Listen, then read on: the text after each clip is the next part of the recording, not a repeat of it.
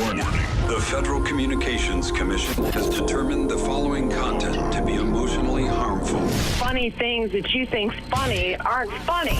Give me cocks all the time. I want cocks all over me. The Alan Cox Show kicks ass, man. Welcome. Show me what you got. You're not going to see a lot of cocks on TV. Alan Cox from the Alan Cox Show. I don't know what it's about you, but I can't even stand your voice. I think you're the biggest asshole alive. It's going to be a great show. Let's kick it. I'll say kick it, and you'll just kick it with a tasty groove, okay? 1, 2, 3, kick it. Kick it. Come on. God damn it. Could you one time kick it? What the? Alan Cox. Here we go. He'll ad-lib. He'll be fine. It's the Alan Cox Show on 100.7 WMMS.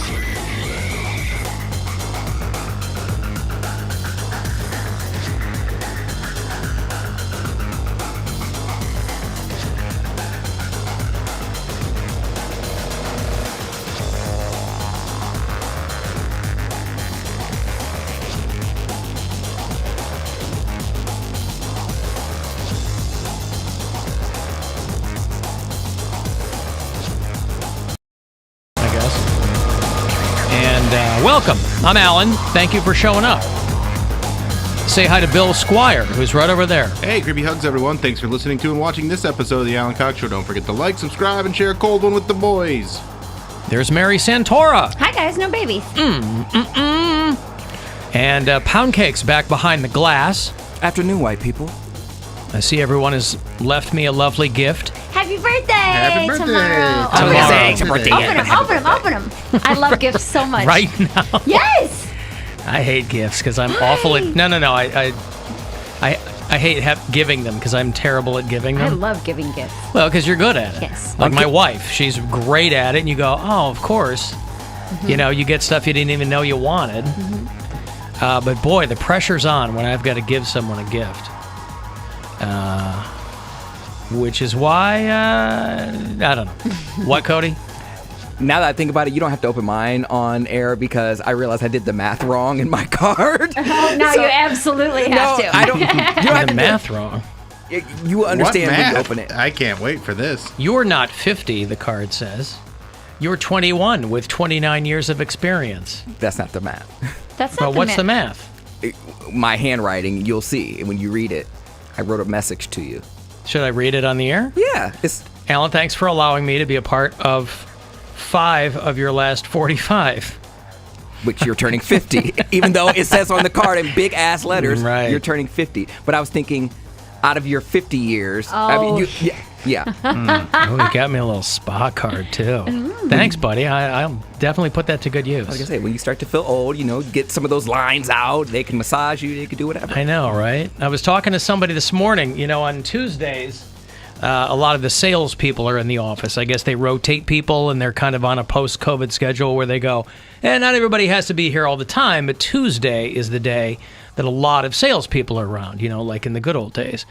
And so I have a habit when I come in the morning of kind of making the rounds because these aren't people I see all the time anymore, but they're people that I enjoy seeing. And so I'll stick my head, hey, and I got into a conversation with a couple of the muckety-mucks about turning 50 tomorrow and how I was going to handle it and all that. And I said that I had kind of apprised my wife some time ago of the fact that I think it was probably, I was probably going to need a couple of years to adjust to it. Because I turned 40 in Cleveland, too, right? Mm-hmm. We moved here when I was 39, I think, and 38. And then, so I've celebrated 2 decades, or the bookend decade of birthdays, whatever that math is, who cares? And I said 40 didn't bother me. Because, you're right at 30s, you go, 40, woohoo! But at 50, I go, 50's going to... I don't know if 50's going to do. Because I'm constantly doing the math in my head now of how old my youngest daughter will be when I'm likely to die. And I go, all right, so my dad is 75. I'm 50, because my parents had me when they were in their 20s, like a lot of people do. And I know a lot of people are having kids later now, so it's not even like it's a weird thing. Our friend Chris Ty is in the old dads club. He and the lovely Nadine just had their first child, and he's in his early to mid-40s. And my dad, when I did the math, my dad was, when my sister was born, because there was a big gap. My sister was born when I was 17. So my dad was the age that I was when my youngest daughter was born. So there's some analogs there, I guess. But I'm trying to. It'll be fine. It totally is gonna be like it's obviously better. People hear me bitching about it, and I'm not really. It's just that thoughts go through your head, and and what are you gonna do? But thank you, Cody. I appreciate it. You're welcome. Open the other ones. Do you want me to open the other ones? Do you want to wait? I'm impatient.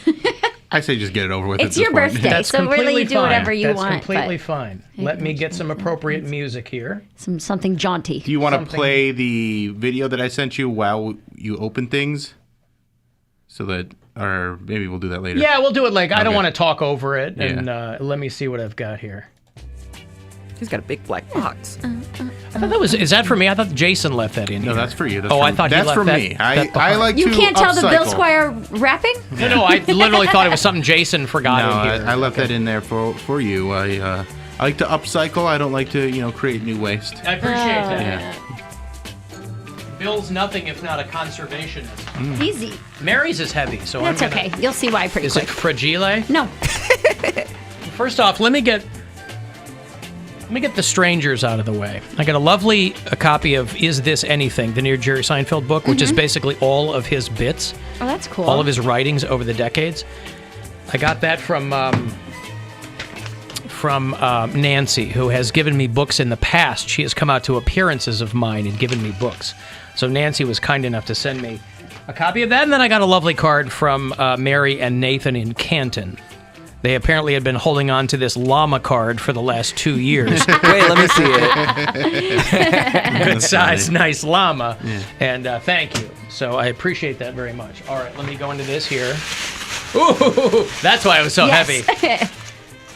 Mountain Dews. Of course. Avi. You'll notice I was impulse bought 2 new Mountain Dews, apparently. There's like a pineapple and an orange or something. Yeah. So anyway, okay.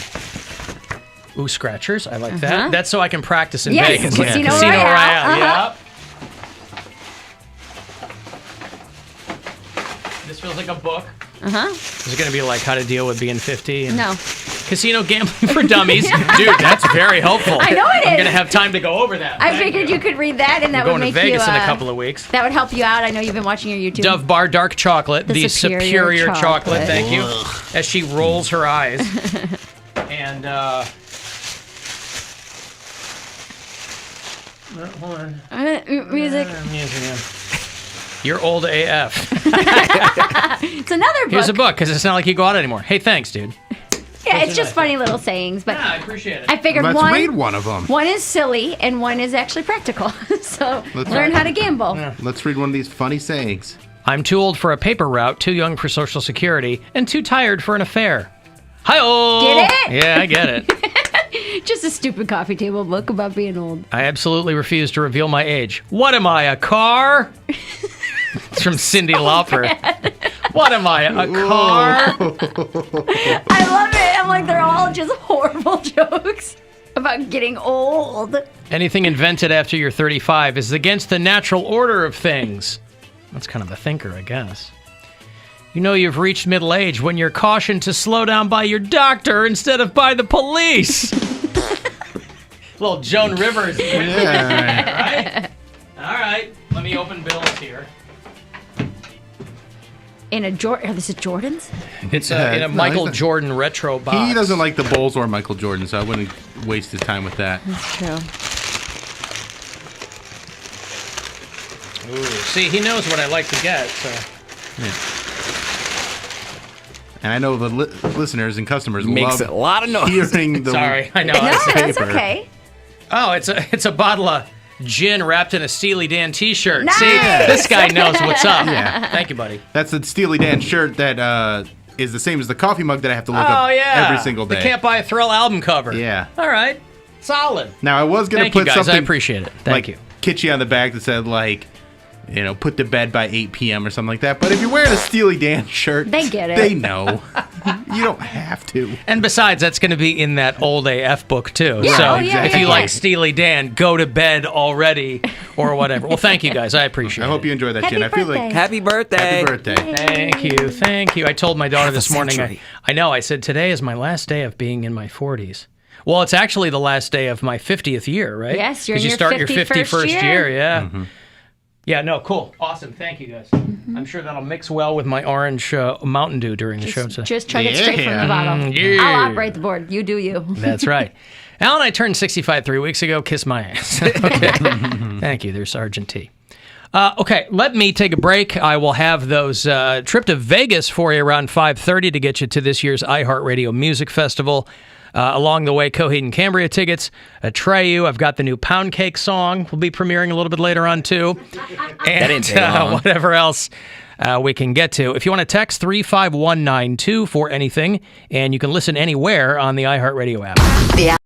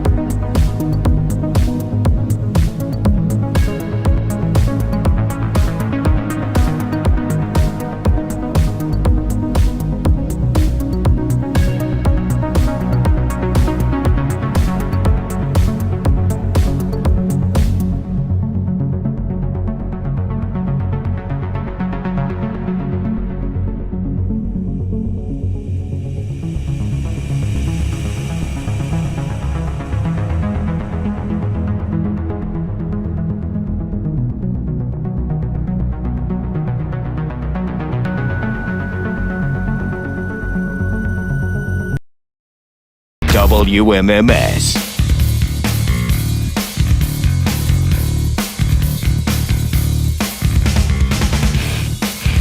216-578-1007 if you want to join us live, or 800-348-1007.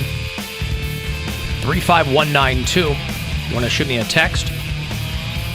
You can watch live at AlanCoxShow.com. Thank you to Henry Forknorger, not Henry, Henry. Like hangry, but with no G. Henry Forknorger. Thank you so much for helping out today. I appreciate that. Happy birthday. Who was that? That was my throat telling you happy birthday. Uh-huh. We're going to do an ASMR heavy show today, FYI. And the throat and my paper crinkles and the whole thing. It's going to be a lot of fun today. Should I play this video, Bill? Let me text your wife. She wanted to hear this. Oh, okay. Yeah.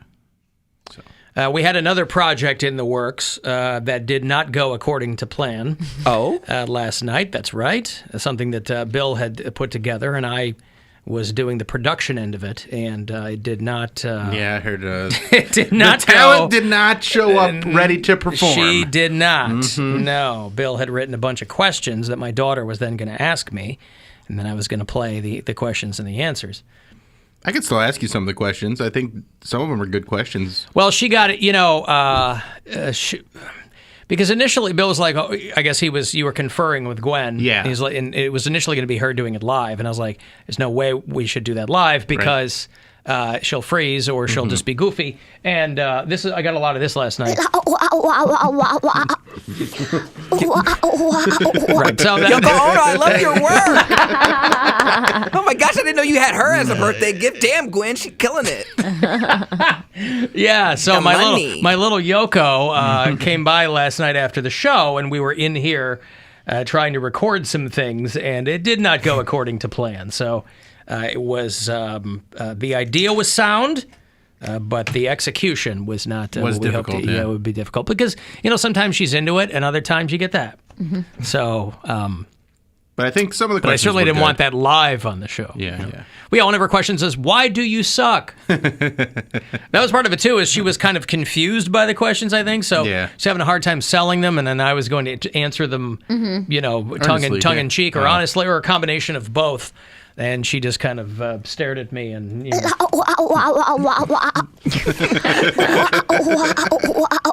do kids even make that? How does that even make sense to a kid? I think that's so funny. She's just having fun. Yeah, you're just having fun, Grab a mic. She had to have headphones on, and she's at your mic, and yeah.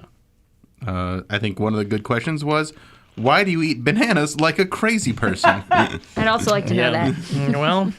Well, my brother who came by, who spent the weekend here for Father's Day, he eats them like the monkeys do. Upside down? My brother, well, I guess... Right side up. Right side up. I mean, if that's what it is. He just squeezes them till they pop into his mouth and he catches them? Well, and when I was talking to him, I brought up how you guys give me a hard time, and I think it's silly to think that you can't eat a naked banana. I'm not a 5-year-old. I'm not going to just squeeze. I have fine motor skills. You know what I mean? I'm not going to squeeze it and go, what happened? What happened to my banana? But, yeah. So I guess, yes, I eat a banana like a psycho because I peel it fully and then I eat it. We also got a bunch of videos, and this will be just for you. But I wanted to play the Tom Papa one because it's just... He's very entertaining, but I reached out to a bunch of comics and they sent videos. And oh, that's great! Thank you. Didn't necessarily follow the? Here he knows about it. What? I don't think that he did. He does. Did what? You knew about the videos? He told me. Oh, yeah. I haven't seen. Ruined the surprise. No. I haven't seen them. What surprises is what they say. Yeah. I haven't seen them. It's fine. And he doesn't like surprises. I don't. Alan. Yeah, I don't like surprises. It doesn't matter if the person likes them. Doesn't matter what he likes. It's for them, not for you. It's better to be surprised than to go in knowing. I don't know your birthday. Well, I don't know anything. I simply know he doesn't know who all sent them and what they are, and it's not something we can play on the air anyway because everybody was swearing too much. There you go. So, but the Tom Papa one we can play on the air, so I sent him that one. Hey, Alan. Happy birthday. Holy moly, 50 years old. I can't believe it. This is so exciting. You didn't have to pay him for a cameo, I hope. Oh, no. I mean, we all know each other, but I was like, oh, I wonder how much this costs. In my house, walking around because I'm over 50 and don't know what to do. So you putter. You putter a lot. Get ready for some good old-fashioned puttering. You just kind of walk around somewhat off balance. You blame it on your ankle or something, and you get into a room and you're like, why am I in this room? And then I do that a lot. I've started walking into rooms and immediately forgetting why I went in there, but that's predated. I've been doing that for a while.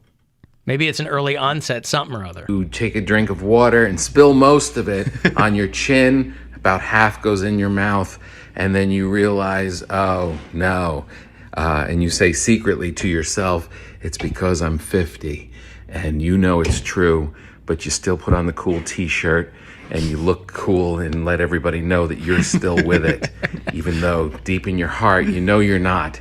And there's a joy in that. There's a joy in that because puttering is really the pace that human beings should move. The racing, killing it, no. Puttering. Enjoy your puttering. Enjoy this year. You're the best. You're the number one DJ in America. Says someone who has gone out and talked to a whole bunch of them. You kick ass at another level, and puttering is going to do you well. Bella, say happy birthday. The dog. That was awesome. Thanks. Yeah, man. That's great. Yeah. Love Tom Papa. He's got a nice pad there. Yeah, Right? he's Got a nice he live in spot. New York? That's not even his. No, he's in L.A. Looks like he's in California. That's not even his house. That's his Other man house? cave that he has behind his house. Like he built up a studio or something. Really? Yeah.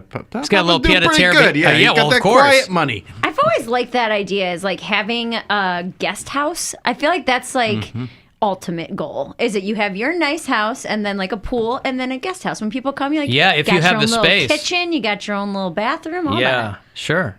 You have a guest house at Casa Cox. Gwen's yelling at me now Why? because she's like, "Shut up about the video." Stop talking about it. No, all he told me was that there is one. I know nothing else about it. So it's fine. No, Alan, It's- there's not now. I hate you. He was lying about the whole thing. It's completely fine. Okay, thank you. Tom Papa. Love that guy. Indians beat the Cubs last night. That was 4-0. They get one more crack at them at Wrigley Field tonight. 8:05 here in MMS is when that game will happen. I was reading a thing on which ballparks had the best craft beer. They ranked each and every ballpark for which ones have the best craft beer. The Yankees are known nationwide for just having awful concessions, terrible beer, whatever. So obviously they come in at the very bottom at number 30. But the Indians came in 7th. That's pretty good. That's very good. Yeah. Progressive Field, number 7 out of 30. Great Lakes Brewing Company. They're big fans at whoever did this. One of these like dude bro websites did this. It's at dudebro.com. Dudebro.com is what it is. That's right. Yeah. Progressive Field takes an unusual approach in that it breaks its park up into districts, which represent different neighborhoods of the city. I don't think I realized that until... Do they do that? I think technically they do, but I never realized it walking around Progressive Field. I've never been like, where you guys sitting? No, I'm in Tremont. I'm over in the district. Well, the district is the standing room only section. Well, Yeah, I know this says that they break the park up into districts that represent different neighborhoods of the city with distinct breweries local to that area. We did get beat by the Cincinnati Reds, but what are you going to do? Do you think this is an outsider coming in and making up their own thing? I sure hope. Or they're just, because I've never heard of that's how the park is laid out. Well, I don't pay attention to things like that, so I thought maybe it was just something I had missed. But maybe it's not a thing. I mean, there are all those you different always sit in the restaurants FU and stuff Mustard like that. District, so that's all I know. The FU Mustard District is park wide, okay? Yeah. Some of us No, like I've- mustard quite a bit. I enjoy mustard. I root for ketchup. So, but why do you have to try and tear Mustard down? Because I don't want him to win. Yeah, why does it have to be a zero-sum game? Why Because it is literally a competition. For the race. Yes. But F.U. Mustard, I feel, you're not confining that to the race. I am. Oh, you are? Yes. It's not a mantra for life. No, I enjoy mustard on things. But you never hate on onion. Because I just don't like mustard. Right, but you always... So if I don't onion... know. If I onion... don't understand why you can't just cheer for ketchup. Because and why I you can do gotta- whatever I want, and I'm an adult woman who can make her own choices. Bill. I'm an adult woman who roots for people in hot dog costumes, Bill. They are actual hot dogs, Alan. Oh, I'm sorry. Another surprise blown.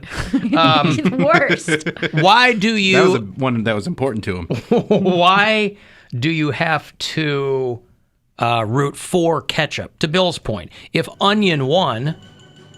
Would you feel... I would still be upset that ketchup didn't win. Okay, so it's not so much that you hate mustard, it's that you're pro-ketchup. I am 100% pro ketchup. So why can't you just be pro ketchup without Why do you tearing down care mustard? what I am? Because I think this is a fun conversation to have. Why can't I just do the things I want to do the way I want to do them, Bill? You Why can't you just leave me alone? You can, and we're simply curious as to what makes that whole thing tick. I just want to know the mind of Mary Santora. and Yeah. why it is the way it is. Well, it's a steel trap.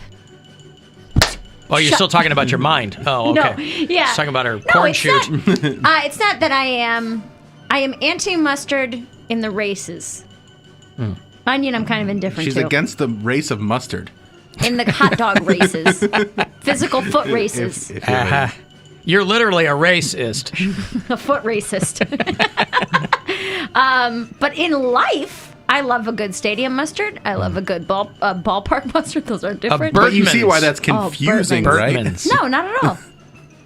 You can enjoy things in fantasy. Because you never go onion. No, I'll never root for anybody but ketchup. You'll root for ketchup, F.U. mustard, and I guess to you, onion is just kind of there. Onion's just there. Yeah, it's just there. Yeah, all it's right. fine. Ketchup can't I know win what it them is. all. Onion's a lady hot dog, so She she is. doesn't really want to go You with gotta that route. women supporting women, man. Right. Oh, Well, the sister's doing it for themselves is Sure. what you're saying. Okay. If ketchup can't win, I want onion too. Is mustard a guy? Yes. Ketchup is a female. No, ketchup is a boy. Onion, so it's two boys and a girl. Yes. It's like an Eiffel Tower And I situation think they added here. bacon. Every or maybe once in a while they'll bacon's add a something else, different. yeah. Yeah, it might have just been at that one or something. But All right. yeah, June 29th is Ketchup Bobblehead Day. I might have to take off early to make sure I make it to be one of the first 100 people to get a ketchup 100. They're only It's doing like 100? Everybody No, I don't gets know. one. Yeah. The first sellout crowd numbers who show up get a bobblehead. I love that. 30,000. I It love would that be- in college. It would be great if they did the first 50 people, if they made the number superficially low. Because they're always like, the first 10,000 Yep. people, you know. So everybody's pretty much going to get one. And even if you were 10,001, you could complain to someone. And we would probably get one here at the station, by the way. They'd probably messaged- drop some off for you if you requested it. We usually get a lot of swag from the Indians. Tribe Hot Dogs replied to my story about how much I was so excited for the ketchup bobblehead giveaway, and they were like, I "Make assume sure you Tribe get Hot their Dogs is a Twitter account? Instagram." Instagram account. Tribe Hot Dogs. Are they At going to Tribe Hot do Dogs. one of each? Or they can do like a mustard one and an onion Probably one as well? would be my guess. Oh, so Tribe Hot Dogs aren't their in-park Daredevil stunt team. No. The actual hot dog. The actual hot dogs. Yeah, the Tribe Hot Dogs. Jumping through hoops, flaming hoops. Ladies and gentlemen, give it up for the Tribe Hot Dogs. These kids are out here doing some amazing things. Hot dogging it. Now I would show up for that. That'd be fun. Absolutely. So no shock that the Seattle Mariners T-Mobile Park comes out very top of the list of best craft beers in the at MLB stadiums. Petco Park, Chicago White Sox. Chicago does have the most breweries in the United States, so that makes sense. But the Tribe comes in number 7. It's pretty good. Not bad at all. We got to follow up on the districts thing, though, because I'm either not paying attention or, to I've Mary's point, literally never might heard not that. be a thing. Or if, because maybe sometimes I've gone to different places. Have you ever gone to a different city and then you kind of just assume things about that city based on, you're like, oh, people from Indianapolis do this. That's weird because you saw like 2 people, whatever, wearing earmuffs in the summer, and you're like, is that an Indianapolis thing? So, You assume it's a regional quirk just because you saw 2 people? where they're like, oh, this Boy, brewery. a lot of people in San Diego like living in tents on the curb. This is crazy. Pretty wild. Boy, San Diego's really into not living inside Tent structures. districts. Yeah. Woo. Living free. for the environment. No, but like, so maybe an outsider came to the outsider. You are the outsider. Visitor came and was like, "Oh, this brewery's from Strongsville. This must be the Strongsville district. This one's from Westlake." I don't know how you even jumped. Do you think those that. are districts? Like those are neighborhoods in Cleveland? I don't know. That doesn't make any sense. Where the breweries that they're talking about are all from Tremont, the same area. Ohio City, and those are our districts. What about, That's what I'm saying. What It about has out in a- the sticks? The rural brewers. The rural brewers. The rural Are you brewers. to that episode yet? That's in season Okay. one. I was going to say, that's Yeah. an early season one. one? Okay. Yeah, the rural juror. Rural juror. What's the name of her movie? The rural juror. Al, we all know how Mary's mind works. Elevator doesn't reach the top floor. Yeah, take that. So stupid. There's an elevator in your body. It doesn't go to the top floor, Mary. That's where your brain is. Yeah. You're Yeah. stuck in that elevator and can't call for help because you're so dumb. Although, given that analogy, an elevator would, for your brain to operate, the rest of your body, that elevator would fundamentally have to go to the top floor. It would go down. But then your body wouldn't work. Your brain is sending the elevator to other parts of your body. Your brain is Right. sending it. Why? What, your pancreas, your feet? Yeah, to have your feet walk. It puts the message in the elevator. This The says- elevator shuts. This says I don't know elevator. if it's necessarily an elevator. Yeah, I don't quite understand that saying. I Elevator think that's doesn't how reach the top floor. neurotransmitters work, like an elevator. Like the Wonkavator. Up, down, sideways, through glass, all kinds of Yeah, stuff. but that's not how real life elevators work. You mean in the body, though, Yes. maybe.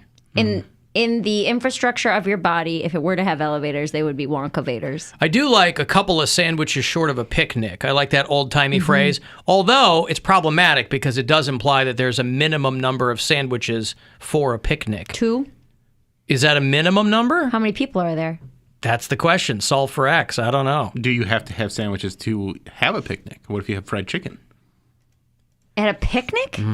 Some people Pretty do have, common. Really? fried chicken at Yeah. picnics. That's like the day-old fried chicken at Giant Eagle is like the picnic chicken, Oh. like the cold chicken. I guess I've also never really Picnicked. Like, I've never packed Picnic a basket. chicken! You've never had picnic chicken? My boyfriend and I go watch the sunset sometimes, and we'll stop and get burgers on the way.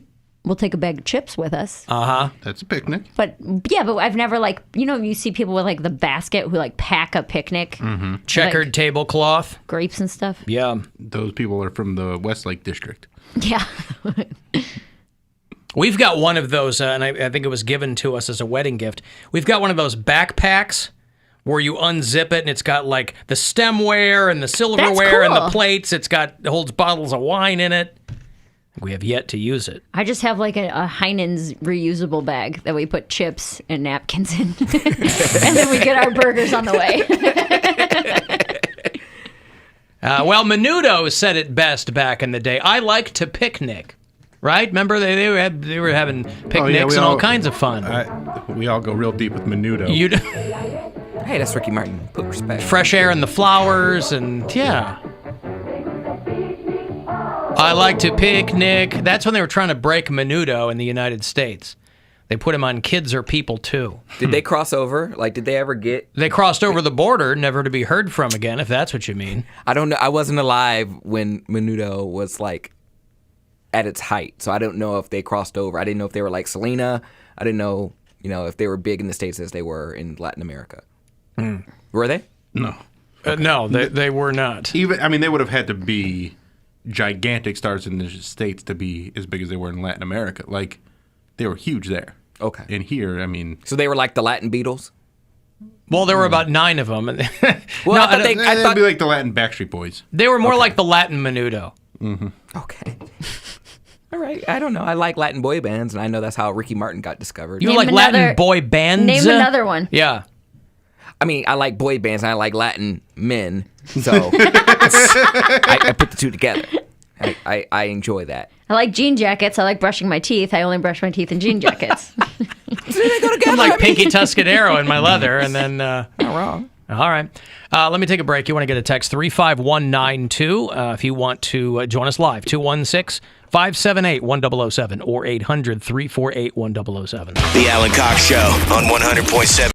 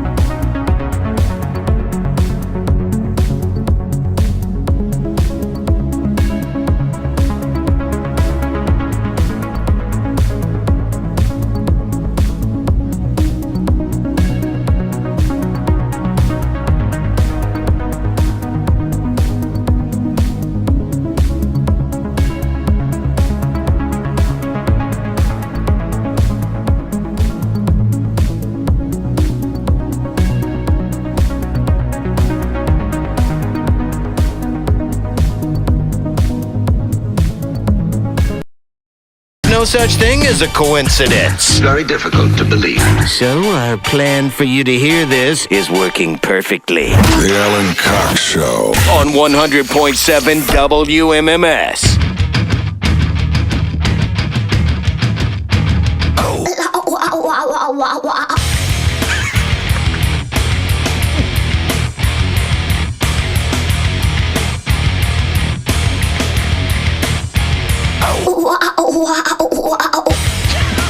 All right, well, there you go. By request. 351. So stupid. 35192. If you want to send a text. Alan, does Bill think Kevin Love deserves to be in the Olympic team? Is he on Team USA? He said he's going to play, yeah. I saw James No, I Harden don't think and so at all. Durant are, but Kevin Love's going to be, or Kyrie is out with an injury, is what I saw. I don't think so at all. I think the guy isn't what he used to be, and there's much more qualified players. Oh, so you don't think he should be on? No. I mean, he hasn't played much at all in the past few years, and when he hasn't really done much. Mm-hmm. So I don't see why he would be in. You know, he's not like an all-star. There's plenty of guys that I would put way ahead of him. Okay. I mean, I get like why Muggsy he'd want Bogues? to. Yeah, Muggsy Bogues, of course. Bugsy Mogues. They play the same position, and they're contemporaries. How about Anthony Hardaway? Shouldn't he be on there? I think he was. Yeah, I think at one point he was. He was. That's right.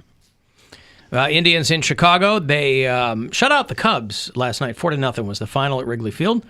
They will start up the second of two tonight at 8:05, and then I think they finish the road series against the Minnesota Twins. Kirby Bucket and the Minnesota Twins. Kirby Bucket and No, Bugsy baby, I Mogues. Muggsy Bogues. Muggsy Bogues. Bugsy Mogues should hang out. Okay. Just to make me happy. Would that make you happy? To see them together, yeah. Would you know what either of them look like? No. So they could be hanging out and you'd never know. Yeah, maybe. Well, hey, who are those two guys? That's Muggsy Bogues and Kirby Bucket.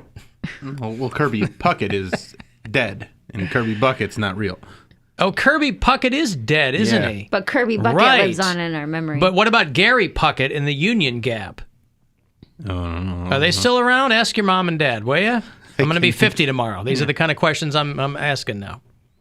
So here's a story for you. Let me get you some appropriate music, and then I'm going to read a story for you that I had to read a couple of times simply because I really couldn't get my head around it. But I am fascinated by these kinds of familial betrayals. And let me get what's some appropriate music? Ominous? Yeah. We'll go back to a Serbian film, right? We'll go back to a decade ago. A dad, and usually these are kind of stories you hear from like overseas, but I think it was here in the States.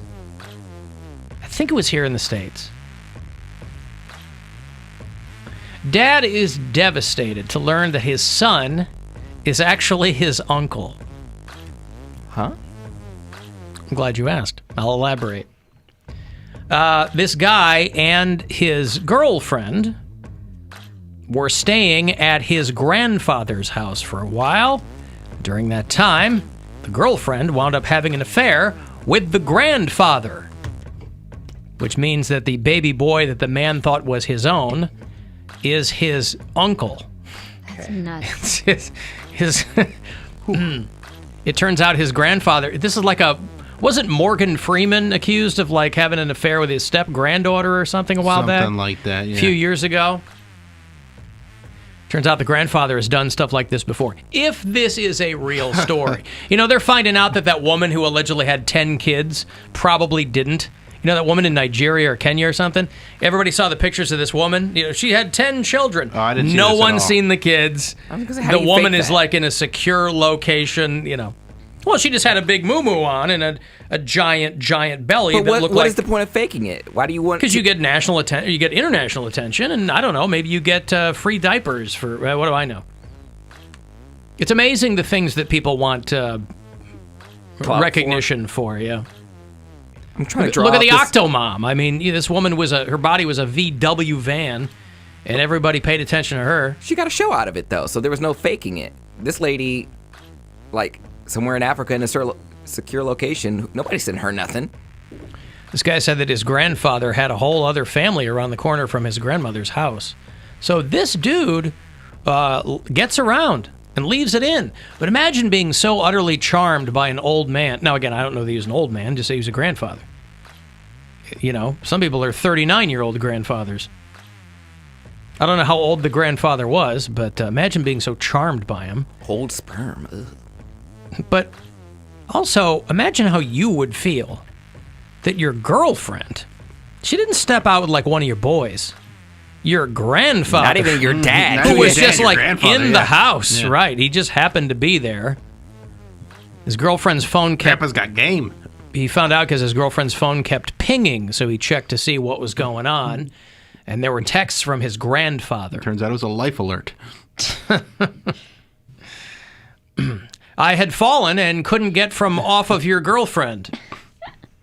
So, if this is a true story, it's pretty wild. Hugged by your grandpa. It's like when Paulie Walnuts finds out that his mother was his aunt was his mother. Real mother, yeah. We just watched that last night. Oh, he was heartbroken. Oh, Just so destroyed heartbroken. because he did so much for his mother. Paulie Galtieri. The only person he truly loved. That's right. And he finds out on his aunt's deathbed that she was a nun. Mm-hmm. And so they had to hide his birth.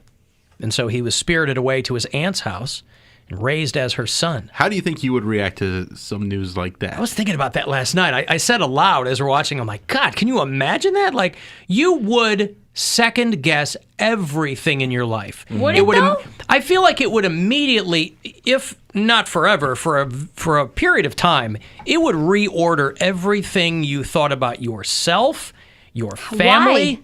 Because you were raised, but Why would it change what you think about yourself? Your self-esteem, though? because I got outshined by my grandfather. Like, he had something over me. And then he was dishonest enough to not say anything about it. I thought you were talking about the nun thing. I am, but he went off on a thing because he was half listening. So I was just going to let him go with it. Yeah, I was thinking let's talk about the nun part of it. Okay. But The nun. Because you never knew your mother. And she was alive the whole time. She tells you on her deathbed, I'm your mother. But why would that change how you feel about yourself? That's what I don't understand. Because, I mean, familial ties, I think, are important to some degree, even if you don't like your family or even if you wish you were, you can't pick your family. You can pick your friends. You can't pick your family. You can pick your friends. You can pick your nose. Can't pick your friends' noses. And especially with how, Paulie was so close to his mom and did so much for her. He's like everything. He's dedicated himself to a life of crime. He lived for her. To provide for her. And like he had brothers and sisters, but he was the only one that took care of her. So like I get what you're saying, but like I guess and it turns out they were cousins. Yeah. The way that I look, but that's in his shoes. If I were to put myself in my shoes and I were to find out that my mom wasn't my mom, it doesn't. I don't think it changes anything. Imagine if you found out your dad's dead now. Imagine if you found out he was actually your uncle. I don't think it would change because he still took care of me and loved me. I don't think it would change the way I felt about him. That part, I don't think it'd change how you felt about him, but you'd immediately go, who the hell is my dad? Why did no one, everyone in my family, everyone who knew, your mother at least, kept that from you? It's like to me, it's like when people want to find their birth parents. Yeah. You know you were adopted. You go, well, I want to find you, whatever. But imagine... I guess the way I'm looking at it... Your mother comes to you and goes, I need to tell you something. Your dad was your uncle. I don't know that... Because your real father had a family and it was a scandal. I mean, fill in the blanks however you want to do it. Well, that's my point, is that it was obviously done for a reason. It's not my fault. Well, no, it's not about your fault. It's about everyone else's fault. So why? I guess my childhood doesn't change. The love I felt doesn't change. But you would feel again. I think there's like a direct familial bond with your parents, and if you thought one of them, it's like when anybody finds out that their parent wasn't their parent. But okay, I guess I look at it differently because sometimes parents suck. Like not everybody has a good relationship with their parents, right? So your parents can kind of be whoever is filling that role. Again, I'm not saying you're going to jump off a bridge, but I think anybody would be like, "Oh my God!" Details. Yeah, I think what would be most upsetting about it is just knowing that they were keeping something from you your whole life. I think that's what I would have the hardest time with. It wouldn't be that I felt a different way about my parents or like I needed to get to know this other person, but I would feel like there was this huge truth that was kept from me and that it would destroy some sort of trust that I had with them. But here's the other thing, too. That's an incredibly selfish thing for the mom to do because he lived his whole life completely fine. Yeah. She needed to get that off her chest. And that messed up his life. Like, she should have just kept it at that point. On her But that was on her deathbed, deathbed yeah. Well, because confession. it doesn't change any part of his life. That's my point. It doesn't change any part of your upbringing. Right. Finding out that your parents aren't your parents. That doesn't change anything. Yeah, it's no fun to lay that on somebody last minute. But that's why it's such a jarring thing, because why would she say that other than to just like To mess with him. to kind of mess with him? But it's something that obviously bothered her entire life. I'd be more mad at the parent who told me. Yeah. Like, if I found out at 31 that something like that was going on, I'd be like, I didn't need to know this. I was completely fine. I lived 30 years not knowing this. And Why that's kind are of you how telling me this? I think that's a pretty common reaction to it. Is like you just be like, why even tell me at this point? It's not going to change how I'm living my life. This guy clearly didn't want something to do with me or couldn't be my dad for whatever reason. Somebody texted that Jack Nicklaus, I assume they mean the golfer. Jack Nicklaus was well into adulthood when he found out his sister was his mother. Ooh. How did that happen? That would make the sex really awkward. Well, you're not supposed to be having sex with your mom or your sister. I'm sorry? Hole in one. Oh, I have been misinformed. My great-grandmother had a daughter too young, so her sister raised the baby. The girl found out at her mother's funeral. Her mother in quotations. And was so mad that her aunt and her mom flipped out and never spoke to the family ever again. Yeah, because, I mean, some people, again, there's a part of that depending on what your relationship with your family was. Let's say it was a great relationship. That's really going to F with your head. Even if it's not a great relationship, you know, some people go, well, I get that from my dad, or I get that from my mom, or but whatever. you do. You get your mannerisms, your personality traits, things like that. You get from, those are learned. Some Some are. are inherited. Some are inherited, sure. Yeah. But when you say things like, oh, I get my sarcasm from my dad, or whatever you might be referring to, I mean, your eye shape, sure. You know, your nose, right. but People play fast and loose with that. But the bottom line is the person in your brain that you are always referring to is not that person. But they are. They're not. Just because they biologically didn't make you doesn't make them not your father. No, I mean, they're literally not your father. But he raised you, not your father. Okay, biologically, yes, that's not my father. But That's what we're talking about. And that's fine, but I would not have the reaction that you guys are saying. That's like, oh, how dare you? I can't First believe off, that. you don't know what kind of reaction you'd have. I'm putting myself in that situation right now. I don't think I'd be that upset about it. What if you found out that you might not ketchup was actually mustard this whole time? Oh, that would be devastating. There we go. We got the reaction we wanted. There it is.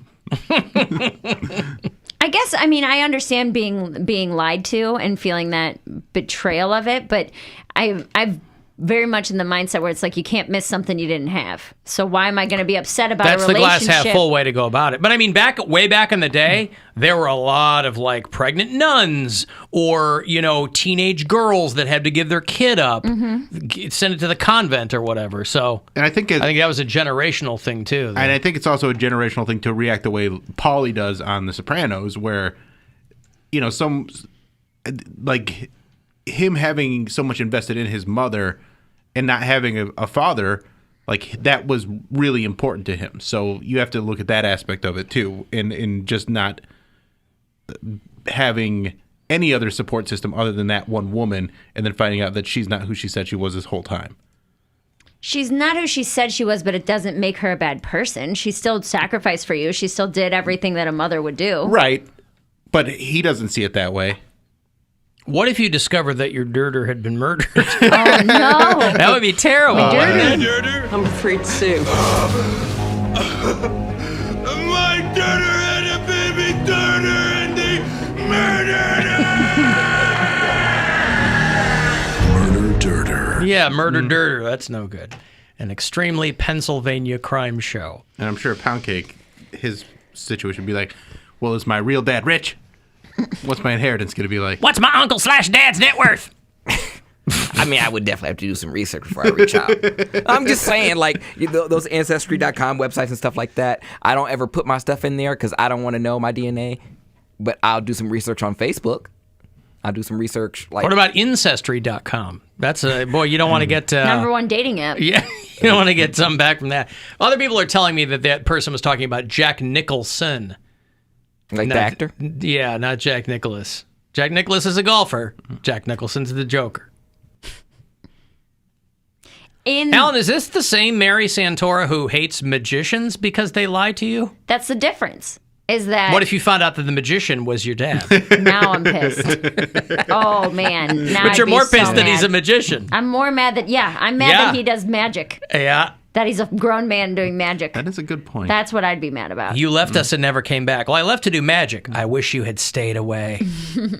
No, I think that's a different kind of... I don't like being lied to about dumb stuff. I don't like being lied to about things that... Like who your parent is? No. Just the big things. Okay, but that's something that was clearly done to protect me. Lying to me about cheating on me, or like... I don't know how to describe it. Like what if you found out that Derek Delgaudio was your brother? And also, lying to you about cheating on you is also to protect you. It is not. You're still a scumbag. There's scumbags in every scenario here. They're just trying to keep you from finding out because they know it'll upset you. Yeah, but they didn't do it to me. Does that make sense? My mom... They kind of did. No. Your parents not telling you... Who your actual parents are? Who your actual parents are is different than being betrayed by someone you trust and love. And I know that sounds like the same thing, but I can't figure out the words to make it make sense.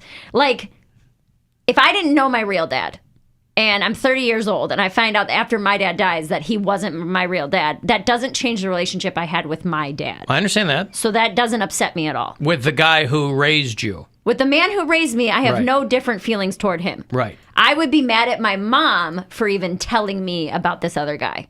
Right. Because it's She like... shattered the illusion. What's the point? Yeah, what's the point of doing that? I had a relationship with the man that I knew as my father. There's no reason to even do that. A lot of people let guilt get the better of them, and it's not for the betterment of someone else, just to make themselves feel better. Right. But in the process, you leave a whole bunch of bad stuff in its way. That seems, I don't know if egotistical is the right word, or selfish, really. Where it's like, we went this whole time, why ruin it now? Because the guilt was eating them up. So what? You chose that. Well, that's what I'm saying. They did choose that. So, but they came clean. Now I'm trying to differentiate about how that's different from being cheated on. Because if I was cheated on, I'd be really, really, really mad. I think that's different because it's not done. You're not cheated on for your protection. No, I was given a different dad to better the situation. You're not cheating on me to better the situation. Well, but that's also a sexual relationship, which is a different kind of love. Maybe that's too. why I'm like, Yeah, these are of so course. not the same thing. No, right. Yeah. It's like when my daughter goes, who do you love more, me or mom? I'm like, I can't possibly, I know what she's doing. Right. I go, who do you love more, me or mom? She goes, oh, mom. I go, yeah, of 100%. course. I know that, but I'm like, I can't explain to her why it's two different kinds of, well, I'll tell you why I love your mom. What if Jack Black was your dad? Oh my God, I'd jump off a bridge. All right, I've got to take a break and save Mary's life. Mary Santora Black. Yeah, if you... That would prove all the guys on Instagram wrong yesterday who was like, your dad wasn't even black. Hey, what if he's Jack Black? He was. Problem solved. I got $50 to Petiti's Garden Center for you. You got a green thumb or, a green anything. You can spend some money out there and... take care of your garden or whatever. So we'll do that coming back. 35192 if you want to text. You can listen anywhere on the iHeartRadio app. The Alan Cox Show.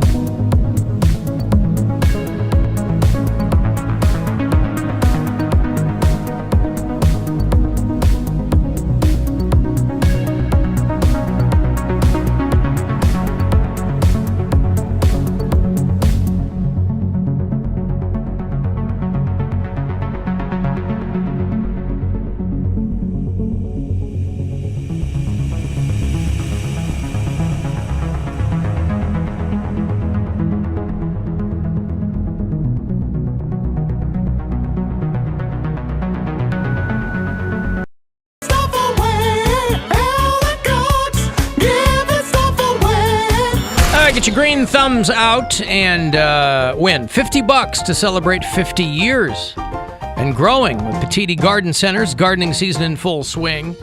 Petiti is the best place to find fresh annuals, perennials, trees, shrubs all season long. Highest quality, best selection, exceptional service. You never have a bad time at Petiti's. Petiti Garden Centers, locally grown and family owned since 1971. So yeah, celebrating 50 years, $50 for you to get to one near you. Good luck. Caller 10-216-578-1007 or 800-348-1007. Hey, ladies.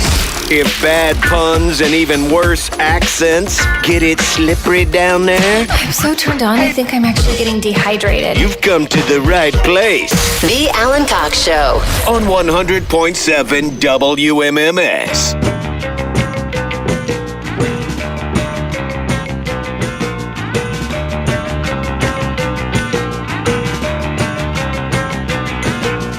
Beautiful girl, lovely dress, high school smiles, oh yes.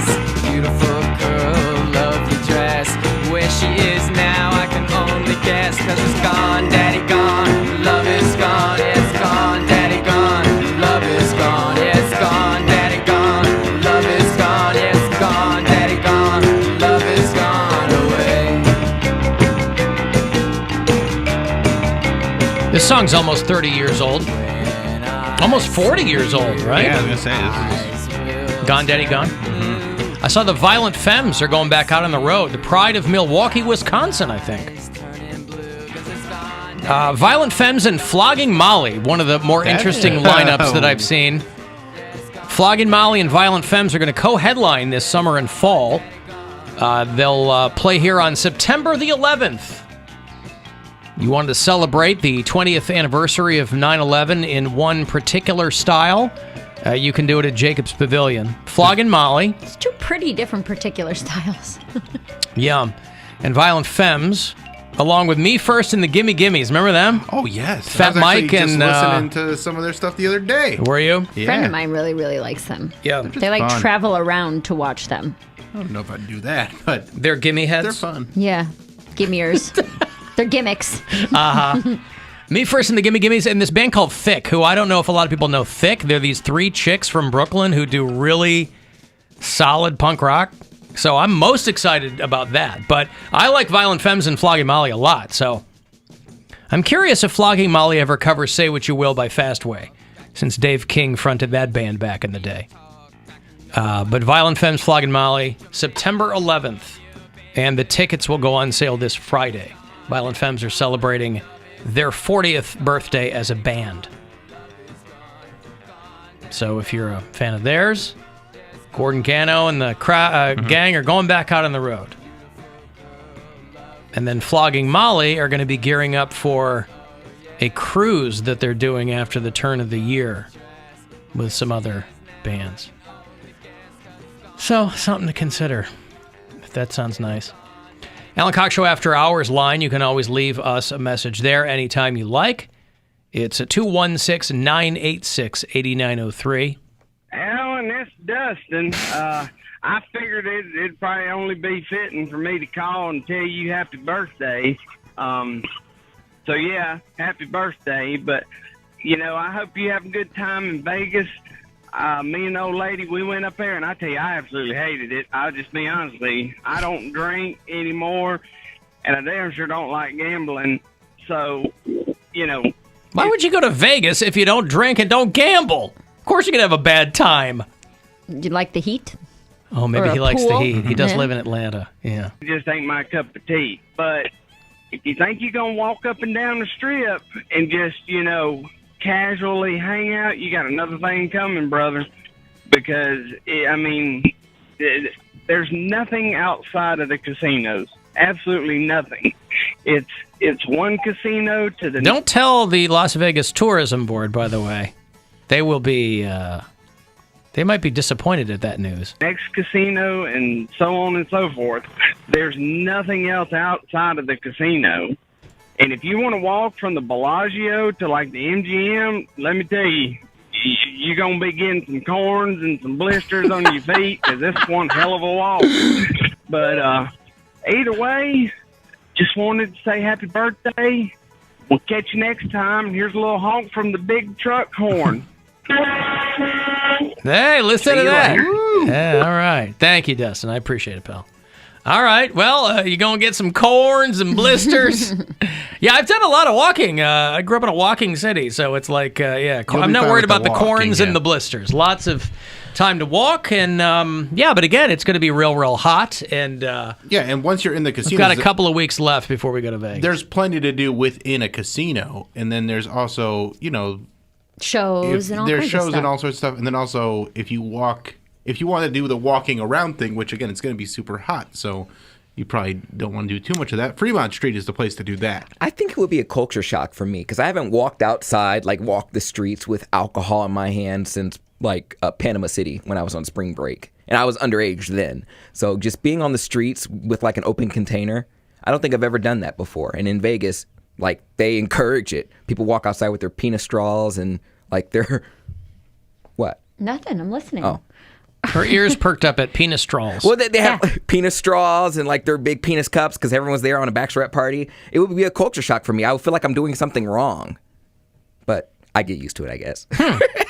Man, I feel like that in restaurants that are like took away all the after the health restrictions went away, so there's no more social distancing or anything like that. I'm like, there's a lot of people. Have places taken down the plexiglass? Yes. Have they? Yeah, almost everywhere I've seen. I figured that some of these places had invested so much in that It's stuff that cheap, they might. though. Plexiglass and wood. Yeah, but you're like screwing a lot of stuff into other things, and I don't know. I don't know if what I places thought. were actually screwing it in or not, but like A lot of places just had them. They're very temporary and Movable happy to get rid and- of because they're also really annoying for the staff to move around too. yeah.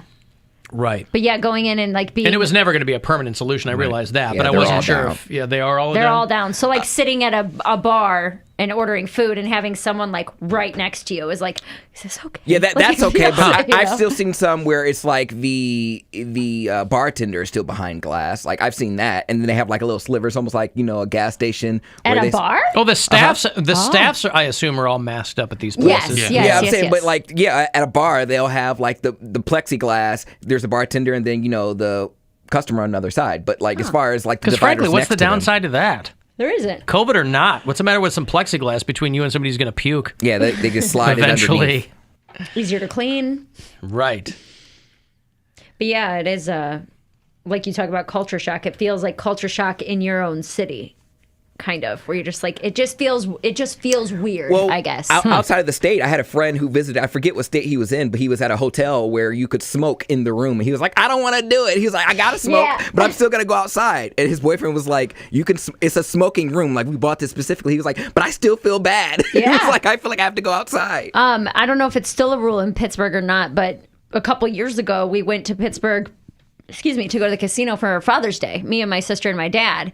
And as soon as we walked in, we were hit with smoke because I hate that. They have a smoking section, but like you're inside. So like the whole place smells like smoke. Sure, of course. And my sister was pregnant at I the still time. love the notion of smoking sections. Oh, yeah. Right. Well, that's what people say Don't come about over here. This is the smoke. You stay out. Yeah. So we had to, there was like only a certain section of the casino we could go to, but like as soon as you walk in, there's like a haze up above the lights where like all the smoke is and everything. I still remember really adds to the vibe in there. Well, it's smoky lights. It's mostly cigars. It's like guys sitting playing poker or something and have a cigar in their mouth. That's what I saw most of. Yeah, people are smoking cigarettes too, but I actually went to that same casino with my ex's mom. We went for a weekend, and I do not smoke cigarettes, and I was super drunk, and I chain smoked like 8 cigarettes just because I could, because I was like inside, and I was like, look, we can drink, we can smoke, and we were like me and her like smoking cigarettes, and I was like, I don't know why, I never. So somebody could have smoked ostensibly passed you anything, and you would have done it. Oh, yeah. Yeah. I'm drunk. Where's this cocaine? My future mother-in-law, I'm like, don't tell anybody I'm smoking. Nobody knows about it. Just me and you, the cigarette. Is this you and me smoking cigarettes? That's our cigarette. We'll Sharing win. the same cigarette back and forth. Right. Yeah. You take a drag and then I'll take a drag. No, there are bars in Michigan, I think, where you can still smoke inside. And it's very jarring because you forget how long it's been in most places where you can't do that anymore. So when you walk in and you get punched in the face with it, you're like, oh, boy, okay. Then your clothes I remember this. and Oh, your yeah. hair You know. and everything. Sure. Aaron, your clothes out when you came back from Duck Club? Duck Club. Duck Club back in the day? Yeah. I was reading a thing about how the vast majority of the United States, when asked, agrees that the war on drugs has been a complete failure. I don't know why this is. I'm curious who the other people are who think that it's going great.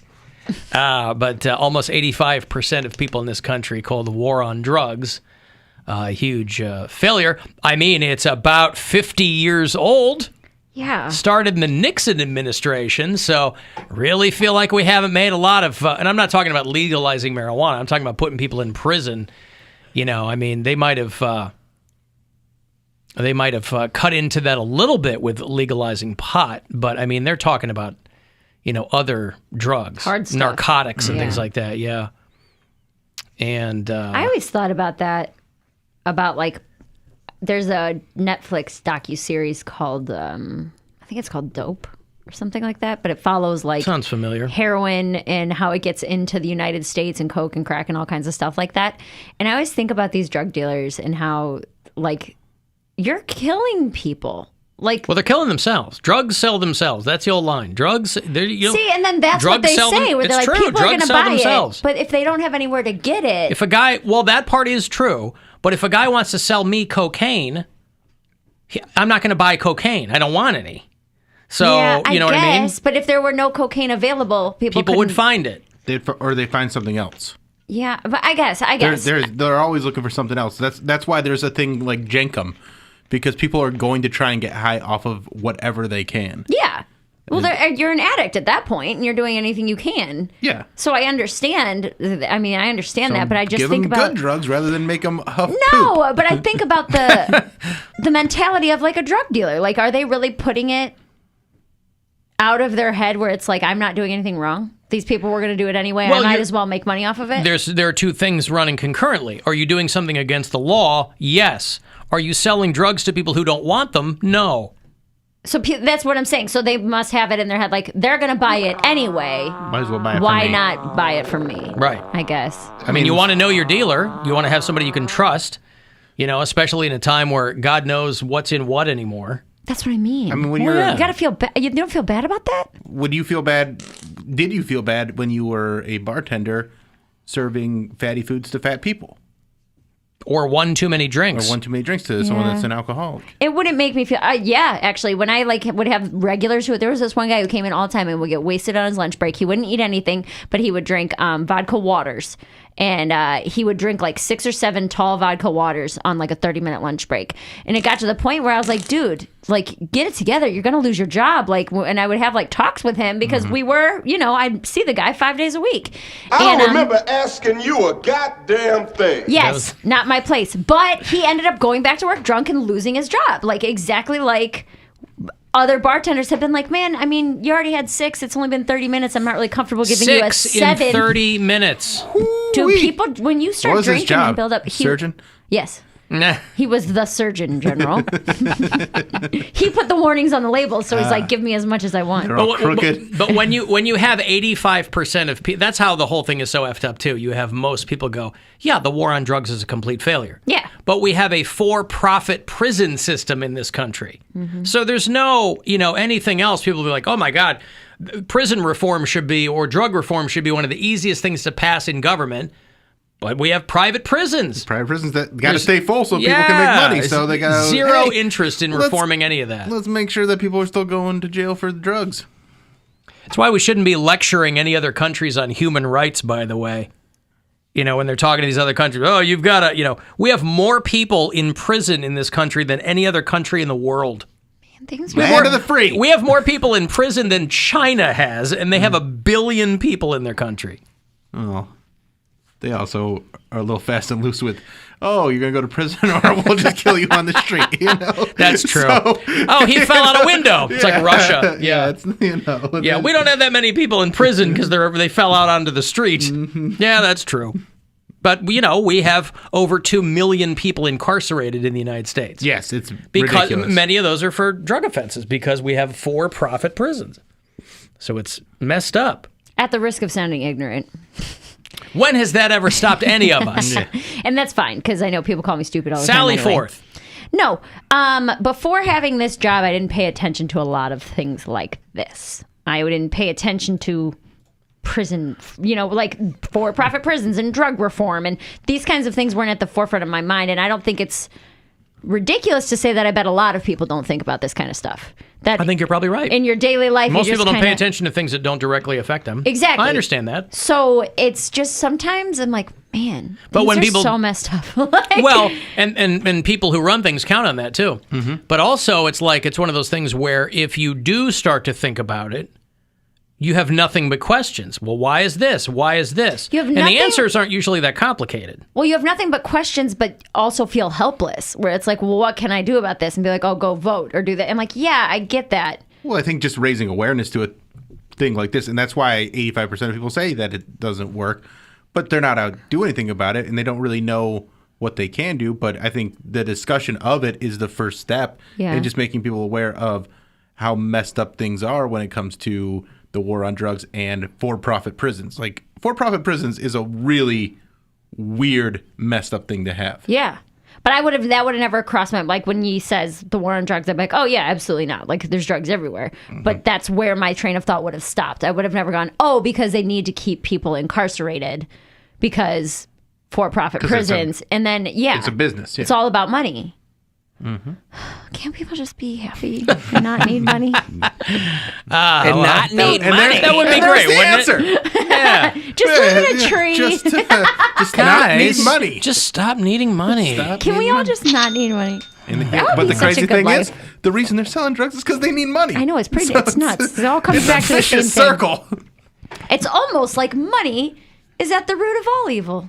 Wait a second. Put it on my list. You mean behind it's easier to punch a bunny in the face than a wolf? Yes. It's going to be easier if you have to punch an animal to death. A bunny would be easier than a wolf. Now, let me ask you this. Did you think about punching bunnies and wolves before you got this job? Or is that something that also came into your life because of this job? Because of this job. Yeah. See? Most of my animal It's really- punching is directly related to this job. Did you ever think about being a frontier lawyer whose best friend is a horse? No, she's Oh. my sidekick. Yeah, all right. I'm just saying this job's opened me up to a lot of different points of view. Sure. Just not the butt stuff yet. I've made my point clear. I've made my point clear. I can't be any clearer, Alan. What's my answer anytime that comes up? It is easier to punch a bunny to death than a wolf. Yeah.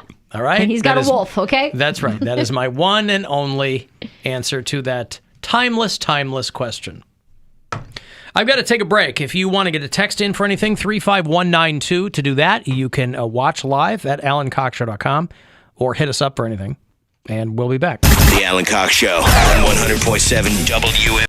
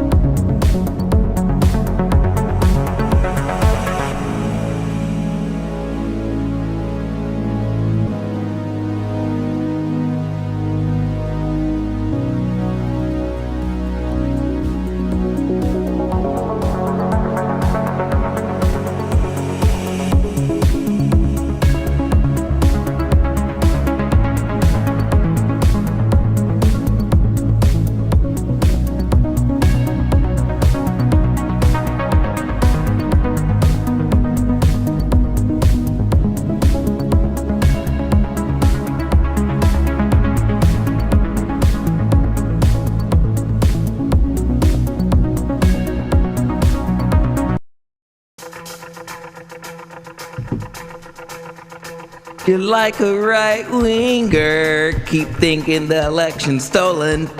Ooh, ooh, ooh. No? You're like a right winger. Keep thinking the election's stolen. Ooh, ooh, ooh. You're like a right winger. There's not much to it, but you know, the election's stolen. Poundcake was very happy with his little rendition yesterday of Stevie Nicks' Edge of 17. So there it is. I like that. Not the most thrilling one that I've ever put together, but what are you going to do? How you had to slow it down so much. I really did. Yeah. Yes, I right did. Winger. My boyfriend said he was in the car yesterday when you were playing the montage of my greatest hits. God, I was crying. And yeah, he had to pull over. He was like, "See, you can sing. Next time you come over, we're going to do a karaoke." I said, "Listen, I get ridiculed every day on the show for singing. I'm not doing it in front of your mom and company." Is that who he has over to sing karaoke? Yes. Really? Yes. His mom, his brother, and friends. But he's like a singer himself, right? Yes. No, I'm not doing that. And they're like, it's just for fun. I was like, I don't want to do it. So I'm the turd in the punch bowl. I just go sit outside, eat some chips while they're in there wailing away. Well, you can't watch them? Yeah, why do you have to go outside? You're not really endearing yourself to them. I do watch them, but then after a certain point, they're like, it's your turn. I'm like, I gotta go poop. Then I just go upstairs and poop. Do you go outside or do you go upstairs? Because I feel like you've told us two different stories. I do both. I do anything to not be there when it's my turn. When it gets close to my rotation, I go somewhere. Why don't you just sing something just for fun? I've tried and I don't like it. You're embarrassed. It's not even like I'm embarrassed. I just don't want to. Couldn't you do like a rap song? Would you feel more comfortable doing that? Want to. Okay. Why is that? I mean, you sing in your car. That's because that's you my sing private. on this show. Huh? Why do you sing in your car? Because I feel comfortable in my car. Right, so you're embarrassed in front of other people. Okay, well then I'm embarrassed in front of other people. All right, I mean, people can relate to that. Okay, well. I don't like singing in front of other people. Come on, give me some rapidy rap, Poundcake. Spit some bars, baby. Spit I don't some have bars. any. What comes to your mind first? Poopity scoop. Pooping. Come on, man. You're the one out there throwing hands. You write what you know. No, I don't have any. My brother's the rapper, not me. And he's probably not much of one either. Why don't you steal some of his bars? I don't remember his raps. You didn't write them down? Just freestyles? No, do you? Poopity scoop. Scoopity dee.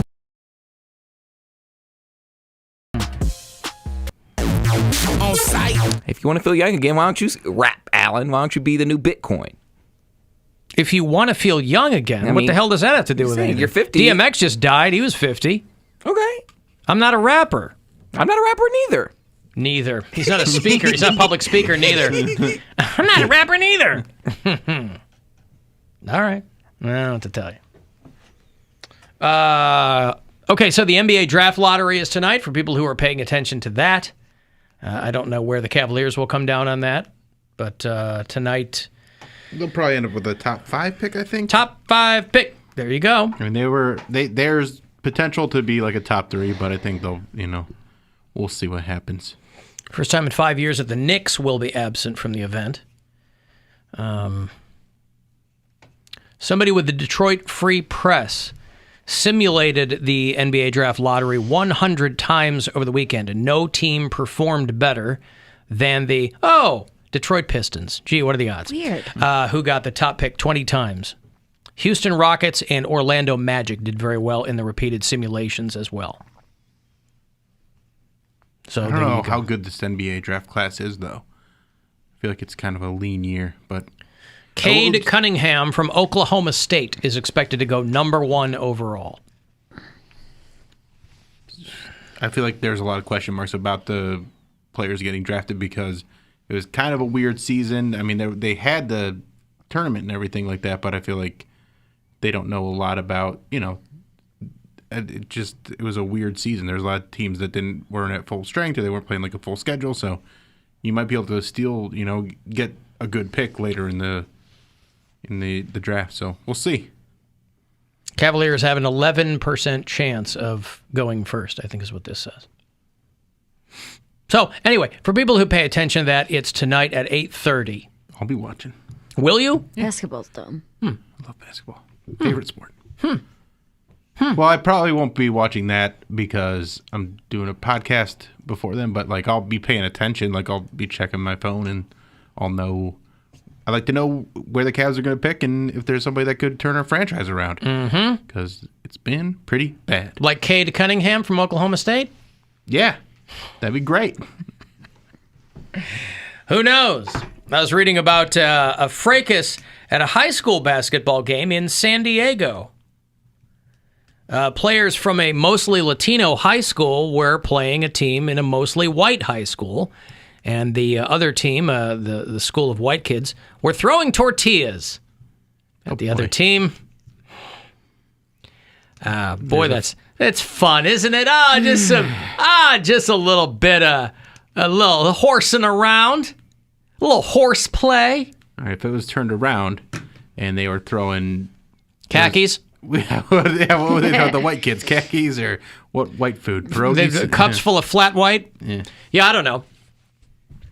The tortillas were thrown at players from Orange Glen High School in San Diego after they lost a hard-fought game to a team from mostly white Coronado High School. Where did they get? So they came ready to be racist. You don't just show up to a basketball game with tortillas. I thought it was the fans. It was two of the players throwing tortillas, and then they acknowledged that some fans threw them as well. But I thought it was all the fans. I thought, that's a weird occurrence. What do you tuck the tortilla in your sock? I assume soft tortillas, not hard. As Salma Hayek pointed out, a hard shell, no hard taco shells there in Mexico. She was flummoxed by taco. She was flummoxed by Taco Bell. Get some tacos. Right. That's right. But they were throwing tortillas at the other team. Dude, I used to eat tortillas as a snack. Dude, I've been eating a lot of tortillas lately. As a snack? Just a tortilla? Well, they're spinach tortillas, but yes. I'll eat them because they don't come in packs less than 10 or 12. Yeah. And that's a lot to eat in a week because I like eating breakfast wraps. And so I'll scramble up some eggs and some salsa and cheese and meat and whatever. And then I'll just get home and roll up a tortilla. When we were poor and we were run out of, we would have leftover tacos. And then we would always have more tortillas than we did taco meat. So I would take the taco sauce and then just rub it on with a knife or whatever onto the tortilla. And I would literally just eat a tortilla and just a tortilla sauce. The taco sauce. Yeah. Would you say tea kettle Taco Bell as you were making it? There wasn't really anything to make, but no, I did not. Alan, thank you. We made tacos over the weekend because we had a bunch of people, my brother and my niece and my older kids. And I guess made more than we needed. And so now we have a lot left over. So I've been eating a lot of tacos at Casa Cox. I know some people make tacos their whole identity. I love tacos. They put it in their Instagram profile or their about dating apps. How do you win my heart? Tacos and make me laugh. By the way, I know that's a cliche, but it's very helpful. Why? Because tacos are delicious, and if somebody doesn't, like tacos, I was talking to my niece who's 10 over the weekend, and she has severe food allergies, can't have nuts, eggs, all this stuff, right?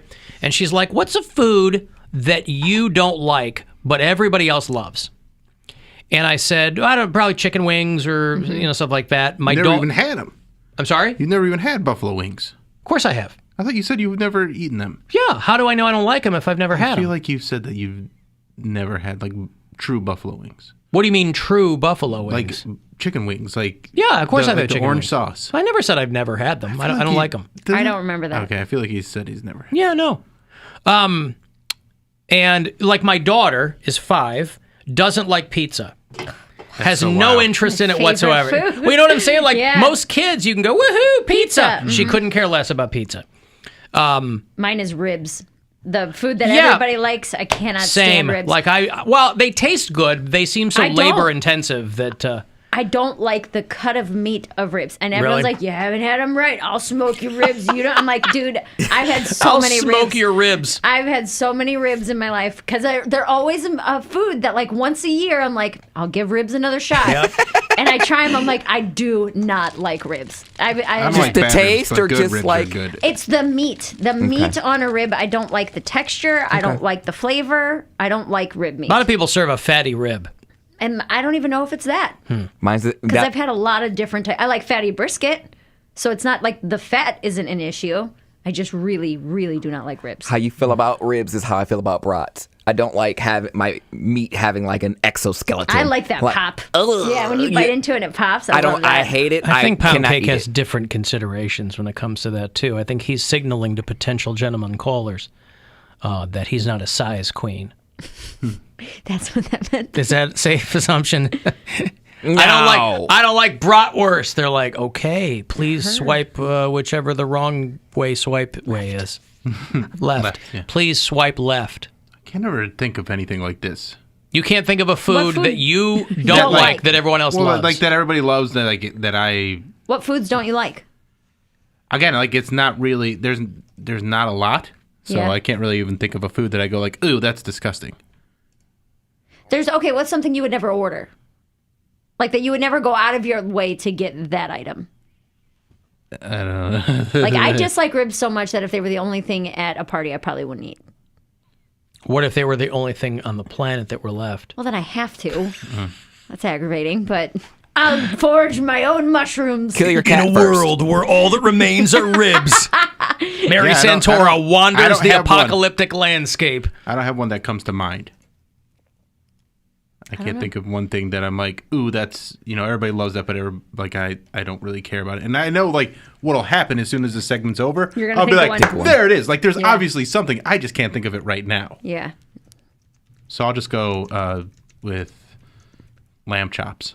I don't like lamb either.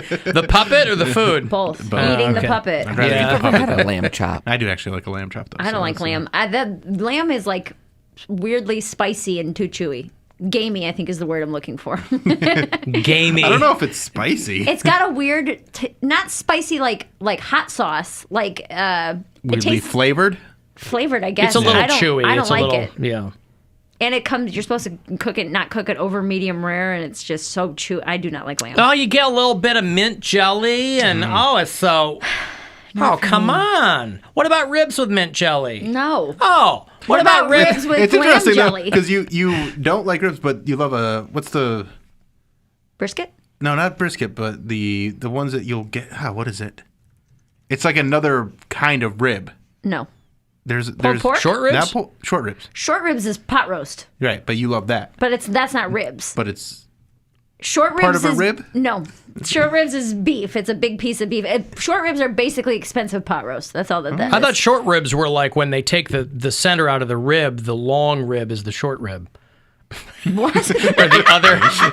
I thought if you thought you knew what it was, you definitely are confused now. Somebody will tell me. No, short ribs are just really, really tender beef. Oh, I see. But it's got like a little bone in it. No. Yeah, it does. Not when I've had it. I feel like I mean, it may be served with a bone, but I've never had short ribs with bone in it. Okay. I don't even but know it's also what the part difference of between the cow it is, to be honest with you. you. It's beef rib versus. Have you ever had like a big beef rib? I don't think so. I Okay. feel like I would remember that. Like there's like a big old honking beef rib, and that is much closer to like a brisket style meat, I would say. Yeah. Maybe I just don't like pork as much as I think I do. You like like ham. You like blues music, right? I do like blues Fatty music. Brisket was one of the best ones out there in like the late 20s, early 30s. Didn't you ever get into Fatty Brisket? Oh, short ribs are taken from the brisket. Chuck. There you Or go. ribs area of the cattle. The ribs area. Short portion of the rib bone. I don't understand this. Learn to butcher on the Alan Cox Show. Mm-hmm. The worst food is hard-boiled eggs, Sergeant T says. It's just solid compressed fart. I have 2 every morning. I like them. I like hard-boiled eggs. I like I don't have to hard-boiled eggs, prepare too. them. I stick them right in my mouth. You put a little salt on them or pepper or anything? Nope. Hot sauce? No. Nope. 2 bites, each egg, done and done. That's your whole breakfast? Yes, ready to move on with my day. 160 calorie breakfast. Hey, sorry. No way, man. I got stuff to do. You're crazy. No, I'm just not, I'm not hungry in the morning. I do it just because you're supposed to eat something. Yeah. Last thing I want to do is eat breakfast. Yeah. So pop a couple of hard-boiled eggs, usually orally. I'll say that. I'm not a huge breakfast guy. Like a lot of people will go crazy for breakfast Any foods. certain breakfast item like waffles or grits? I mean, it's or... just. I mean, grits I could never eat again and be fine with that. Yeah. Everyone that's ever been like grits are amazing. I'm like, I don't get it. I like grits. Yeah, I don't get grits. I grew up eating grits because my dad's from Alabama. I like sweet grits. I like grits with like brown sugar and butter. I think what you like is sugar. Well, I don't like cheesy grits. I had chicken and waffles at Father's Day brunch. Dude, chicken and waffles is banging. Yeah, it was okay. No, Sweet, it was not bad. salty, spicy, all the good Well, there's a things. lot that can go wrong. Everybody loves putting chicken and waffle. As of about 5 or 6 years ago, everybody put chicken and waffles on their menu. But you got to know how to make a waffle, which is harder than it sounds. And you got to know how to make good chicken, which is harder than it sounds. You can slap two things on a plate and call it chicken and waffles. But a lot of places will screw that up. I just remember at Pride, I was working an event.